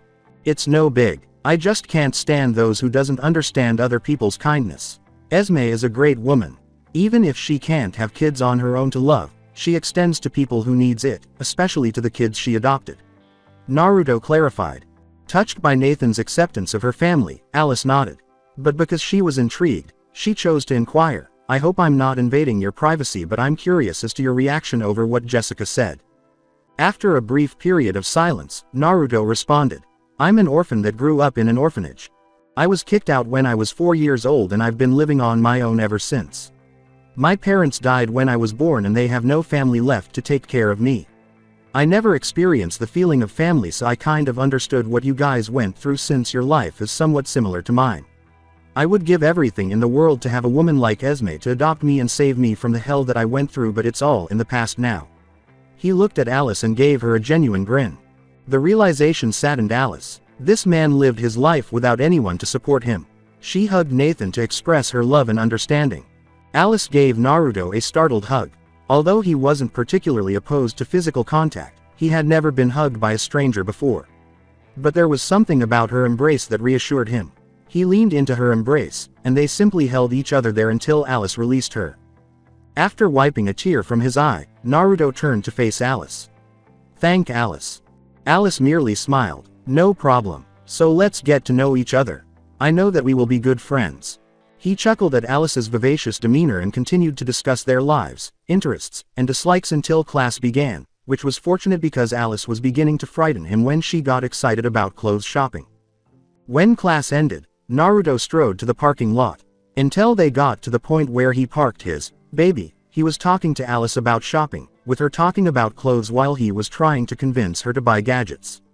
He recognized it as one of the Cullens when he noticed a big man looking curiously at his Ferrari. Alice said to Emmett, "Hi Emmett." "Hi Alice." He returned the greeting with a broad smile. He gave Naruto a look. "Who's your friend?" She introduced Naruto in a sing-song voice, saying, "This is Nathan Fox, though he likes to be called Nathan. We met in music class. We are going to be great friends." Naruto gave Emmett a smile and extended his hand for a handshake. He shook Emmett's hand and said, "Nice to meet you, Emmett. I see that you are admiring my baby. She's a beauty, isn't she?" With pride. With a big smile, he said to Nathan, "This piece of angel is yours." "Hot damn, I've been meaning to get one of these for a while now. Not much on the looks since I am more of a rugged type of guy." He gestured to his Hummer. "Yep." He gave his Ferrari's hood a tender pat. With a big, menacing smile, he said, "She's the best there is. I outraced a silver Volvo a month back and made the driver of that car eat my dust, if you know what I mean." Suddenly, Emmett's confused expression lifted, and he gestured toward the silver Volvo across the parking lot. "You mean that Volvo?" When Emmett pointed to the Vol he had raced, Naruto recognized it and turned to face him, who was smiling in return. "You know who owns the tin can?" When he described the car, Emmett laughed. "Do I ever? That car belongs to my brother Edward. He was ranting a month back when someone outraced him and he's been meaning to find the guy to try to race him again. I didn't know it was you." He gave an evil grin. "I am so going to rub it in his face when I see him." "Oh, there he is now." He gestured. Once more, Naruto turned to see where Emmett was pointing, and he saw Edward leave the school wearing a big frown. He didn't even stop to say hello to his sister and brother when he went by. He simply walked to his vehicle, climbed in, cranked the engine, and drove off. Perplexed by his behavior, he glanced at Alice and Emmett, who were scowling as well. He made the decision to inquire. "What's wrong with him? He looked like someone ran over his cat or something." Emmett and Alice were both staring at the parking lot's exit. "I don't know, but it must be something big to get Edward that riled up. I haven't seen him act like that since he and Rosalie got into a big fight, which he lost by the way. Anyway, we better see what his problem is, so catch you later Nathan and nice meeting you." Emmett replied, then left. Alice also said goodbye to him, but not before requesting his phone number, which he promptly provided, and then departing with Emmett. He simply shrugged off their behavior and leaned on his Ferrari to watch Bella emerge. When Bella eventually left the school, Kyuubi and Naruto were arguing in their heads about the strange reaction of the Cullens. He was wondering what was wrong when he saw his sister frowning. Bella approached Naruto after spotting him leaning on his Ferrari. But just as he was about to greet her, she cut him off. Frowning, Bella said, "Naruto, do I smell?" He decided to laugh at her question and took a sniff before shaking his head. She scowled as she nodded and said, "I think that is your favorite cologne, right? I smell vanilla and a hint of jasmine. What's your problem, sis? And what's with the weird question?" Bella told him about his encounter with the enigmatic Edward Cullen in biology class. She said that when she entered, Edward had a disgusted expression on his face and had covered his nose. She also talked about how, after class, she met Edward at the front desk and overheard him attempting to alter his class schedule, which, incidentally, was the same subject she was taking. He scowled at Edward's behavior and reassured her that Edward was being a jerk and that there was nothing wrong with her odor. They went home after she calmed down, Naruto and Kyuubi riding his Ferrari and Bella riding her truck. 2 months have passed since classes began, and Naruto was depressed. If being evasive and secretive can be seen as a solution to the problem, then Bella's issue with the enigmatic Edward Cullen was partially resolved, and school got off to a good start. The other party appears unresponsive and keeps attempting to push her away with cryptic words, but Bella is very devoted to the pale teen and is determined to find out what secrets he is keeping. Naruto doesn't mind their little argument, if it can ever be called that. However, he has nothing to fear from the overly protective demon and demoness as long as he doesn't harm his sister. However, this was not the cause of Naruto's depression. A sandy-haired teenager on the other side of the border was the cause of his emotional turmoil.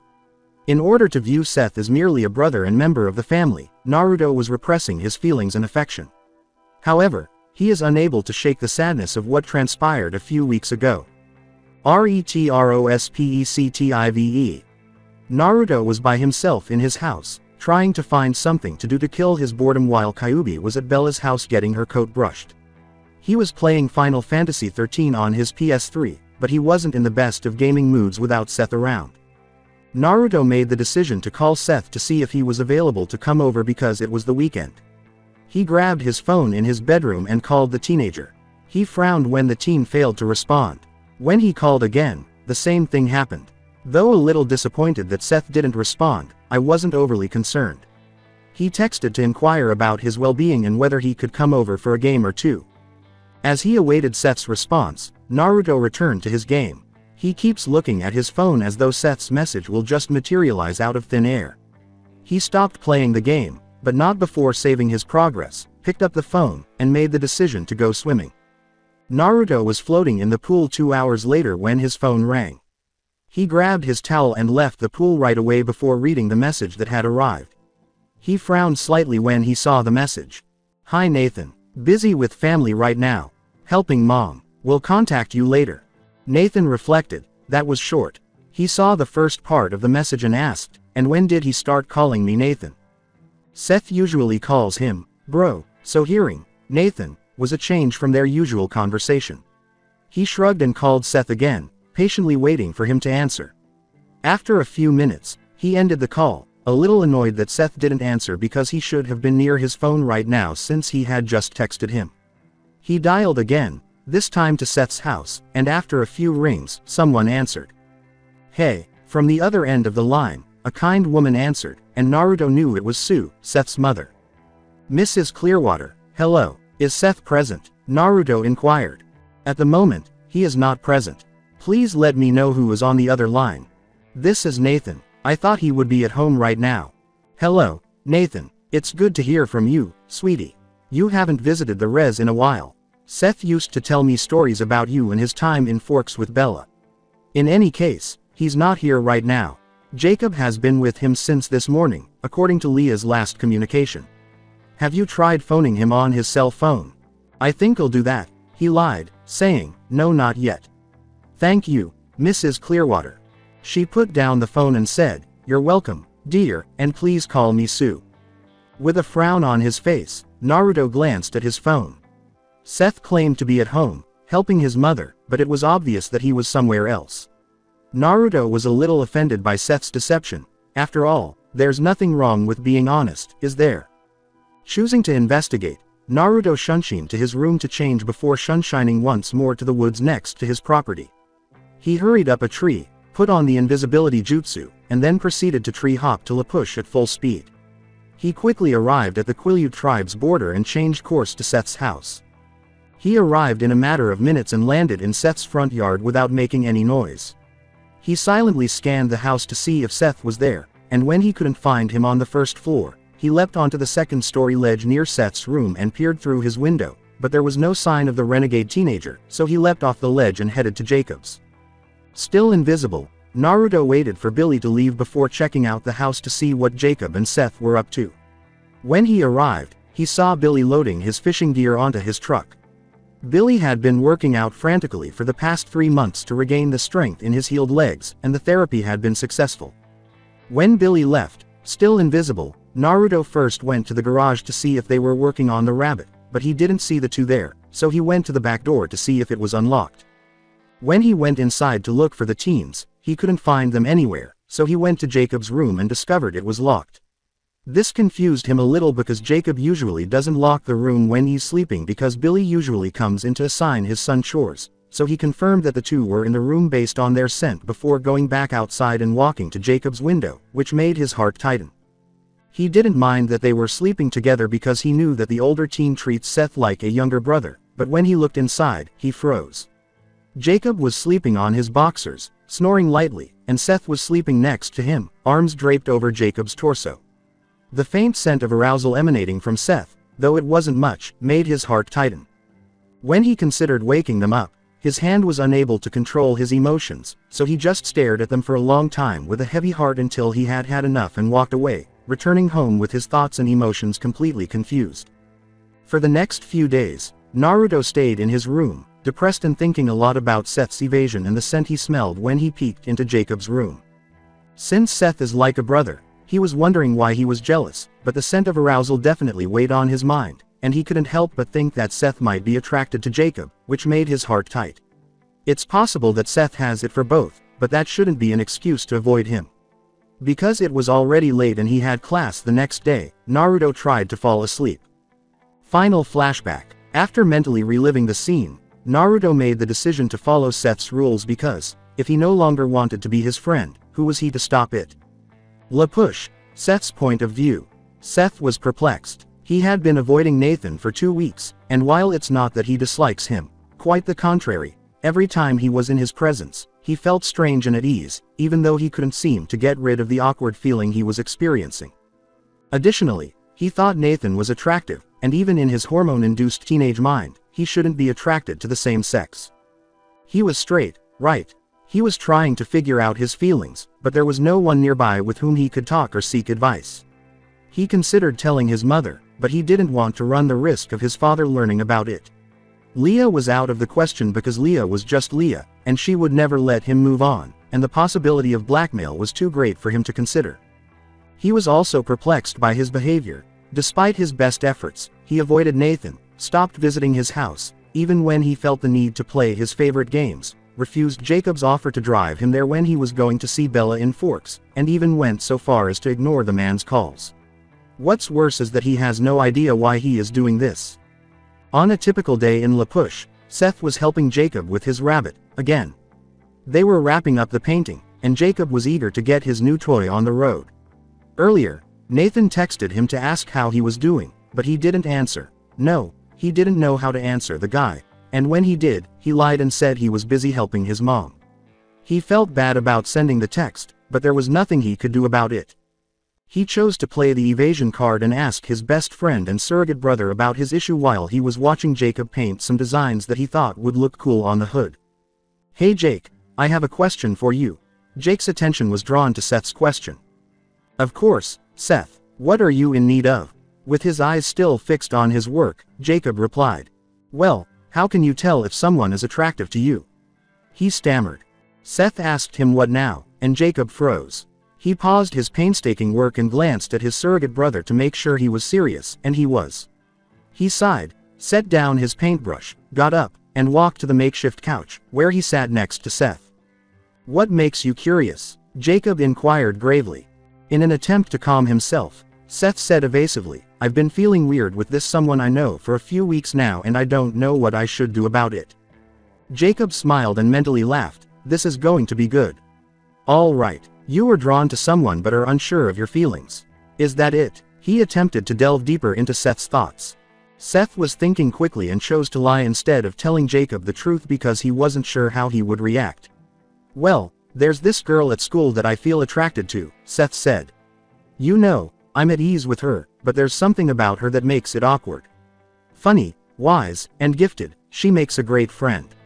However, I'm not sure if she can perceive me in that manner." "Am I familiar with her?" Jacob inquired. He lied and said, "Nope." "Are you familiar with her name?" "Oh, well, no." Seth told a dishonest lie.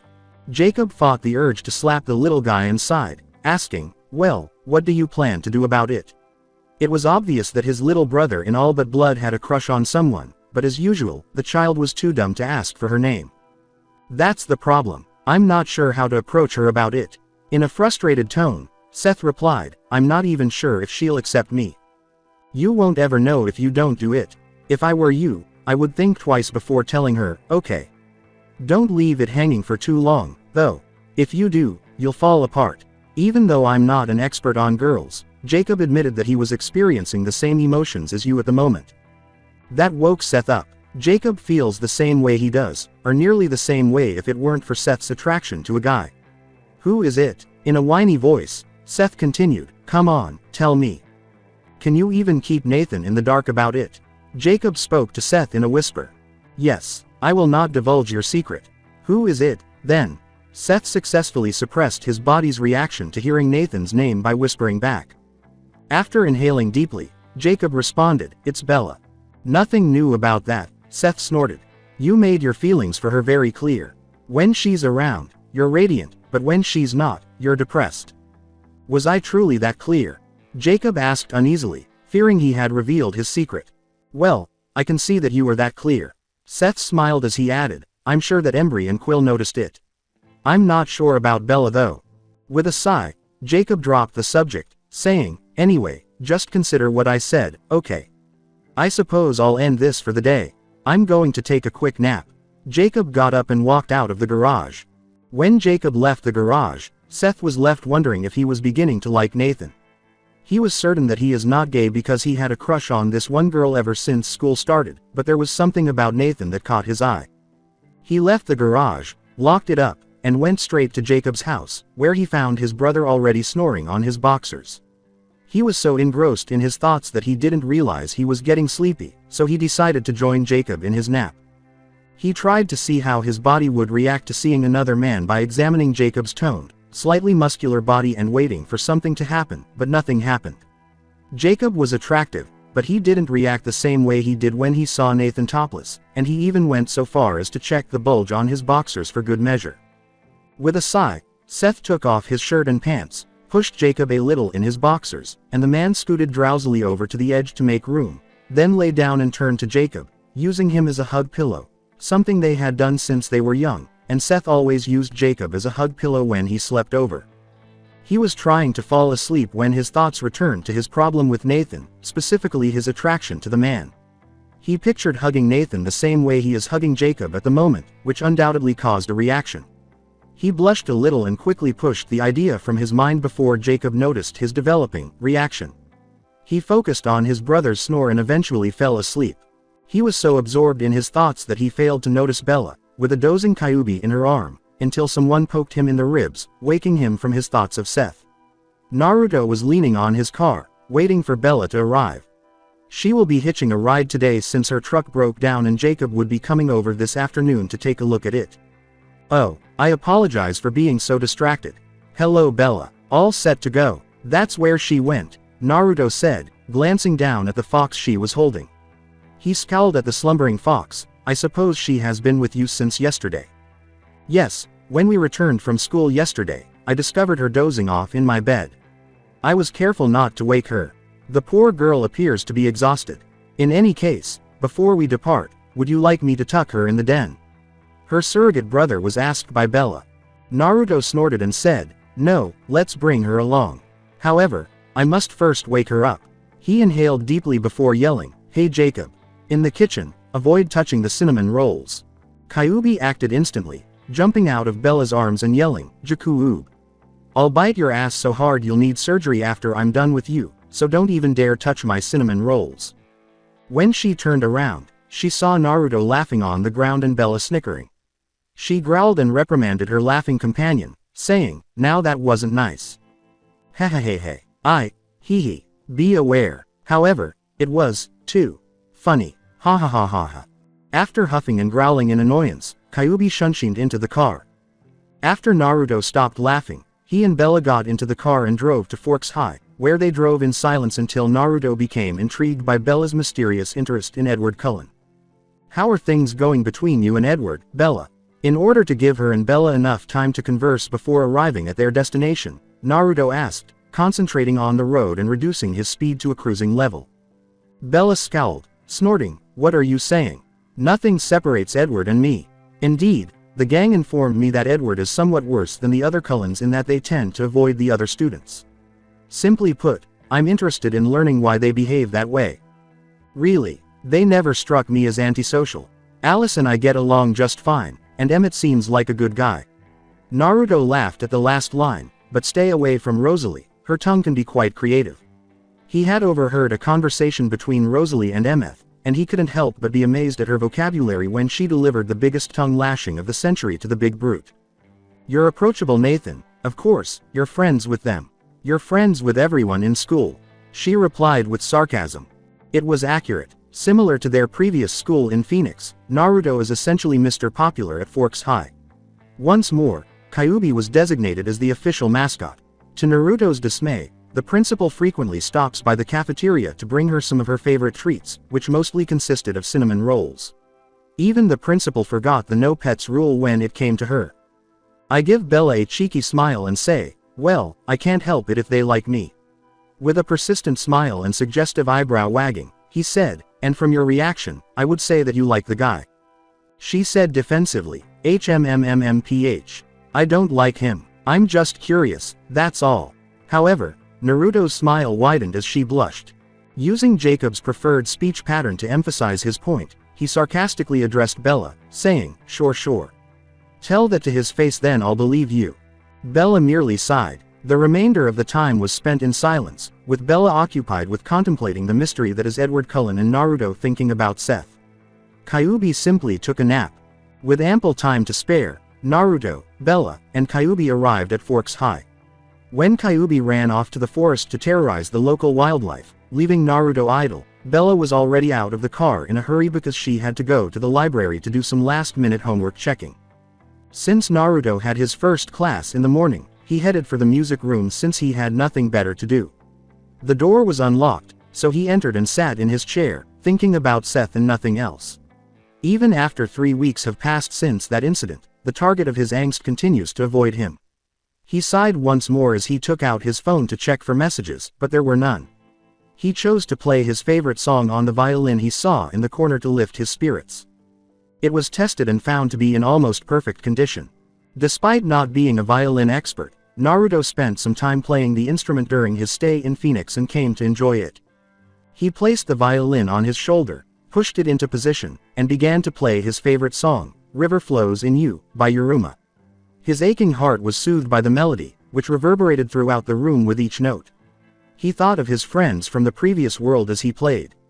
For Naruto, they remain alive in his heart and will remain there until the end of time, despite the fact that they have already entered the afterlife. He was about to finish the piece when he smoothly switched to a different Yuruma composition that suited his mood even though it wasn't his favorite. This time, he used the song to express his hurting heart and the loneliness he experienced as a result of the young Quileute. Unbeknownst to Naruto, Alice Cullen, who also arrived early, was paying close attention as the blonde Hanyu gave the song his all. He heard applause reverberating from the other side of the room when he finished his piece. Alice Cullen was standing by the door, clapping her heart out, when he opened his eyes. He smiled at the sight of the hyperactive pixie. He chose to join in, bowed as though to an audience, leapt from the stage, put the violin back in its case, and approached his friend. Alice embraced him right away and held him for a moment before letting go.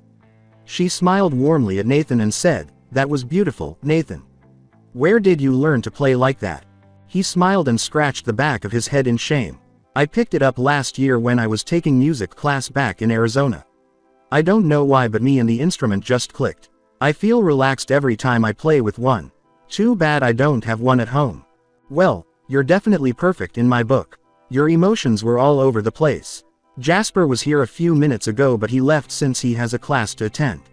She pursed her lips and then continued cautiously, "There was something about how you played though. I don't know how to put it, but the first song was full of life, but the second part was bringing out a sense of loneliness in me that I can't explain." Naruto chose to explain after giving Alice a faint smile. "That happens when I play. Bella asked me the same question back in Phoenix. It seems that when I play, I pour my emotions into the song, making others feeling the same way I do. I apologize if it affected you." Alice dismissed the apology with a wave. Alice was already considering how to cheer up his friend when he said, "No matter what emotions you throw around with it, the song was beautiful." He exuded depression in a certain way today. Her name wasn't Alice Cullen, so she was determined to get rid of it. She briefly lost consciousness before the metaphorical lightbulb above her head seized Nathan's hand and pulled him from the room. Naruto said, "Alice, what are you doing?" as he was being pulled from the music room. Alice was very strong for a little girl, he observed. As Alice continued to drag her friend down the hallway and out into the parking lot, she said, "It seems like neither of us is in the mood for dull lectures today, so why don't we skip school and do something fun?" He tried to slow Alice down, staring at her like she was crazy. "Hold on there, girl. Bella will kill me if she finds out that I skipped school." Alice sulked. "Come on. What she doesn't know won't hurt us one bit. In fact, we'll come back as soon as her class ends." "Well, what do you say?" she continued. He found Alice's words to be perfectly acceptable. He wasn't really in the mood to go to school today, and it would only make his already sore heart worse to listen to the teachers babble on about the lesson.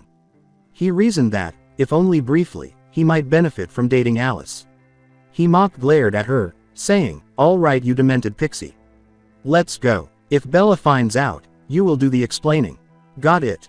Sure thing. Let's go. Time's a wasting, my blonde friend." Alice laughed. After being pulled into the parking lot, the blonde Hanyu climbed into his red Ferrari and drove off down the driveway to an unknown location. Alice was asked by Naruto, "So, where to, boss?" He will let Alice organize everything since he has no idea what she has planned for their first time skipping school. For a few moments, Alice assumed a contemplative pose before becoming more animated. She smiled broadly at Nathan. "I want you to drive us to Port Angeles at full speed. Go, go, go." Naruto gave Alice a crazy eyes look. "What in the world are we going to do in Port Angeles?" With a broad smile that undoubtedly made Nathan uneasy, Alice said, "Trust me." When Alice told Naruto to park in one of the city's famous clothing stores, he practically snarled at her, asking, "You brought me all the way out here in Port Angeles just to shop? Are you mad?" Alice sulked. She said defensively, "What?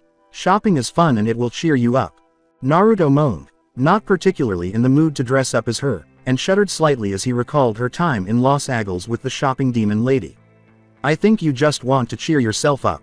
She saw Nathan glancing at her and said, "Oh, come on. Besides, you need a wardrobe change. You wear the same clothes every week. What, you think I didn't notice you wear the same thing? You wear green on Mondays, orange on Tuesdays, black on Wednesday and Thursdays, not to mention." He growled, then got out of the car, followed shortly after by an ecstatic Alice, saying, "Fine. You win, you demented pixie. Let's get this over with." She took hold of his hands and pulled him at unimaginable speeds to the store. "I can't believe that we just wasted 3 hours trying out different clothes." Naruto was upset. Alice's dress-up doll for the day was Naruto. To his shame, he must have tried hundreds of different jackets, shirts, pants, underwear, and nearly everything else she saw in the store. His brief visit to a music store, where he purchased one of the best violins on the market, was the only positive outcome of the entire journey. Along with his new violin and its ostentatious case, the two are currently sitting in one of the coffee shops in the block, surrounded by dozens of shopping bags. When Alice returned from ordering food for her whining companion, he grumbled, "I think you just cleaned out the store." The attendant was smiling like she won the jackpot. Alice reprimanded, "Oh, don't be such a baby. We didn't shop that much. If it was up to me, I would have told you to drive all the way to Seattle since they have more selections there compared to the ones we just shopped in." Naruto went pale. He shuddered to imagine the torture he would endure with the many stores in a larger city like Seattle if Alice felt that 3 hours was insufficient. Alice didn't order anything for herself, and Naruto saw this. Naruto bit into his sandwich and said, "Aren't you hungry?" "Nope. I'm in the middle of a diet, so I want to avoid eating anything until I get home later," Alice clarified. Thus, he conversed with Alice while eating. Naruto noticed a familiar face from the electronics store as they discussed the advantages of stocking clothes and wardrobe sizes. He turned to Alice in a hurry. He gestured to the electronics store across the street and said, "Hey Alice, could you wait here for a moment? I need to check out something by that store over there." "Sure, take your time. I'll just go call Jasper and tell him he can pick me up later after his classes." Alice concurred. She watched Nathan get up from his chair and run to the store he pointed to. She briefly lost consciousness before a dejected smile appeared on her face. She simply shrugged her shoulders and used her phone to call Jasper. Seth was looking at some game CDs by the shelves when Naruto hurried to the electronics store. He approached the child after giving the attendant a nod. With a slightly upbeat tone, Naruto said, "Hey Seth. How you've been?" The voice startled Seth, and he turned around in time to see Nathan. Seth stammered, avoiding eye contact, "Hey. Long time no see, Nathan." Naruto was taken aback by what Seth did. Nathan was his new name. He suppressed a growl and chose to ignore it for the time being. He asked while maintaining his positive demeanor, "You haven't been visiting me for quite a while. Busy at home, I take it?" With a nervous laugh, Seth said, "Why yeah. Helping out mom and stuff. You know how it is." "Nah, it's okay. Hey, why don't we hang out this weekend? I bought this new game in PS3 that we might want to play together." This weekend, I promised Leah that I'll help her out in cleaning her room. Maybe next time," Seth sighed.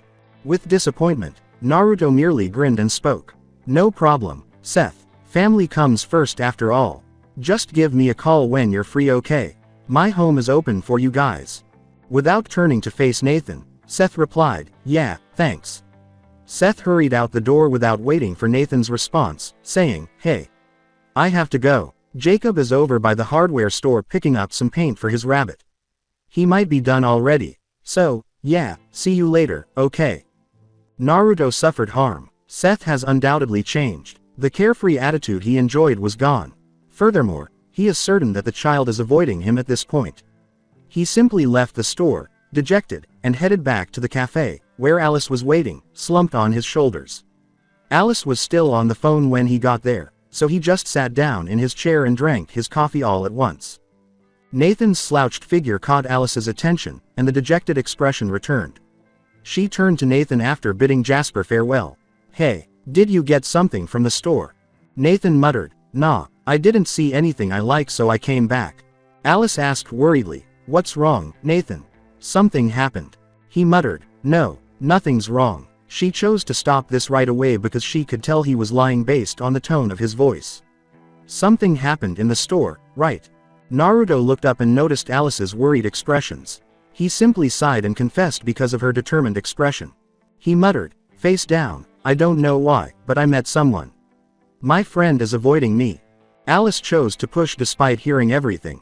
Who? His voice was sad as he replied, Seth. Alice's voice was frustrated as she said, Seth. Seth who? Nathan, you're not making sense. Can we leave? Let's go by the dock. Let's talk there. I don't want to stay here any longer. After giving a nod, Alice walked to the docks and assisted Nathan in carrying their purchases to the Ferrari. At last they reached the docks. Fortunately for them, it wasn't raining despite the somewhat stormy weather. Their feet were hanging with the waves as they sat in one of the dock's outstretched sections. Naruto appeared to be deep in thought as he gazed out into the distance for a while. Alice simply waited for his friend to share. Naruto decided to end the silence after taking a deep breath. There's this guy that from La Push I met a few months back. One of Bella's friends from there introduced me to him. His name is Seth. We became good friends, used to hang out together to play games back home. He took a moment to speak. I looked at him as a family at first, but I don't know why, but I feel different when he's around. I don't know if it's an attraction or something, but there's something about him that I really like, like he is a part of me or something. He looked at her friend for a long time, and Alice remained silent. So let me get this straight. You are finding yourself attracted to Seth. Nathan gave a wink. Nathan nodded again, a little reluctantly, and asked, and this Seth is a guy? Okay, so what's the problem? Naruto's expression was bewildered as he swiftly turned to face Alice. You're not thinking I'm a freak or something? Alice simply looked at him curiously. Freak? What's wrong if you're falling in love with someone? With an alien-like gaze, Naruto exclaimed, I didn't mean about that. I meant about me being attracted to a guy. I'm a guy, before turning to face Alice. Alice gave his friend a frustrated look and clarified, oh, that, nope, I don't have anything against gays. Heck, I even know someone who loves both girls and boys, so I'm good with you being gay. Embarrassed, he scratched the back of his head. I'm not sure on what I am, Alice. Hey, I like girls. I even have 2 crushes back at, in Phoenix, so I'm pretty sure I'm not totally gay. Alice simply shrugged. Okay, you're bisexual then. Anyway, back to the topic, Buster. So you're in love with someone. Why in the world are you sulking as if someone took your candy away from you? He went on to explain Seth's evasion to Alice, telling her what he saw in Jacob's room, except for the scent he picked from Seth. Well, you see, he's been avoiding me for a month now. Additionally, he informed her that since they frequently hang together, Seth might be attracted to Jacob. Depressed, he concluded, and now, I saw him back in the electronics store, but he just made some excuses and left. She gave his friend a long face and deadpanned, and your point being? He asked Alice incredulously, what do you mean by what I'm trying to say? I just told you that I like someone and that someone is making up reasons to avoid me, and you asked me what I'm trying to say. He nearly yelled the final line. Come on, Nathan, give him some time, she said in frustration, because the child is just, well, a kid. He will change his mind. Simply keep being his friend. Who knows, perhaps he's just going through a phase. The sound of his phone ringing interrupted Naruto as he was about to disagree with her complex response. Wait, let me get this. Hello, he replied without bothering to look up the sender. Nathan. From the other end of the line, Charlie's voice inquired. Hello, Charlie. What is going on? Bella just had an accident. What? Now? Where is she? What took place? Is she okay? On the phone, he yelled. Slow down, child. She's all right. I just suffered a minor concussion as a result of everything. We arrived home just now. Bella informed me that you weren't in school, so I just called to let you know. He added the final sentence with a hint of accusation. Naruto said sheepishly, well, I decided to skip school today to cool off because I wasn't feeling well. Anyway, I wanted to inform you. For now, goodbye, Charlie said. All right, Charlie, goodbye. After taking a deep breath and putting the phone back in his pocket, he hung up and sighed, saying, I'll stop by when I get home. Is there a problem? Alice inquired. Charlie was that person. He informed me of Bella's accident over the phone just now. She's fine now, but I didn't get all the details. It was only a concussion, he replied. Oh, all right. Well, that's good. You'd like to head home now? Alice inquired. Yes, I believe we ought to, he concurred. After getting up and walking back to the Ferrari, Naruto turned to face Alice and said, Thank you for everything, Alice. I am aware that you brought me here to lift my spirits. Thanks to you, I'm feeling somewhat better now. That's okay, Alice said, smiling at Nathan before leaning in to embrace him. When you need me, I'll be here. Hey, what are friends for? She smiled as she released her grip. Naruto simply smiled warmly at her before boosting the engine and speeding back to Forks. I will continue the story in next part. Till then, we weeb offline.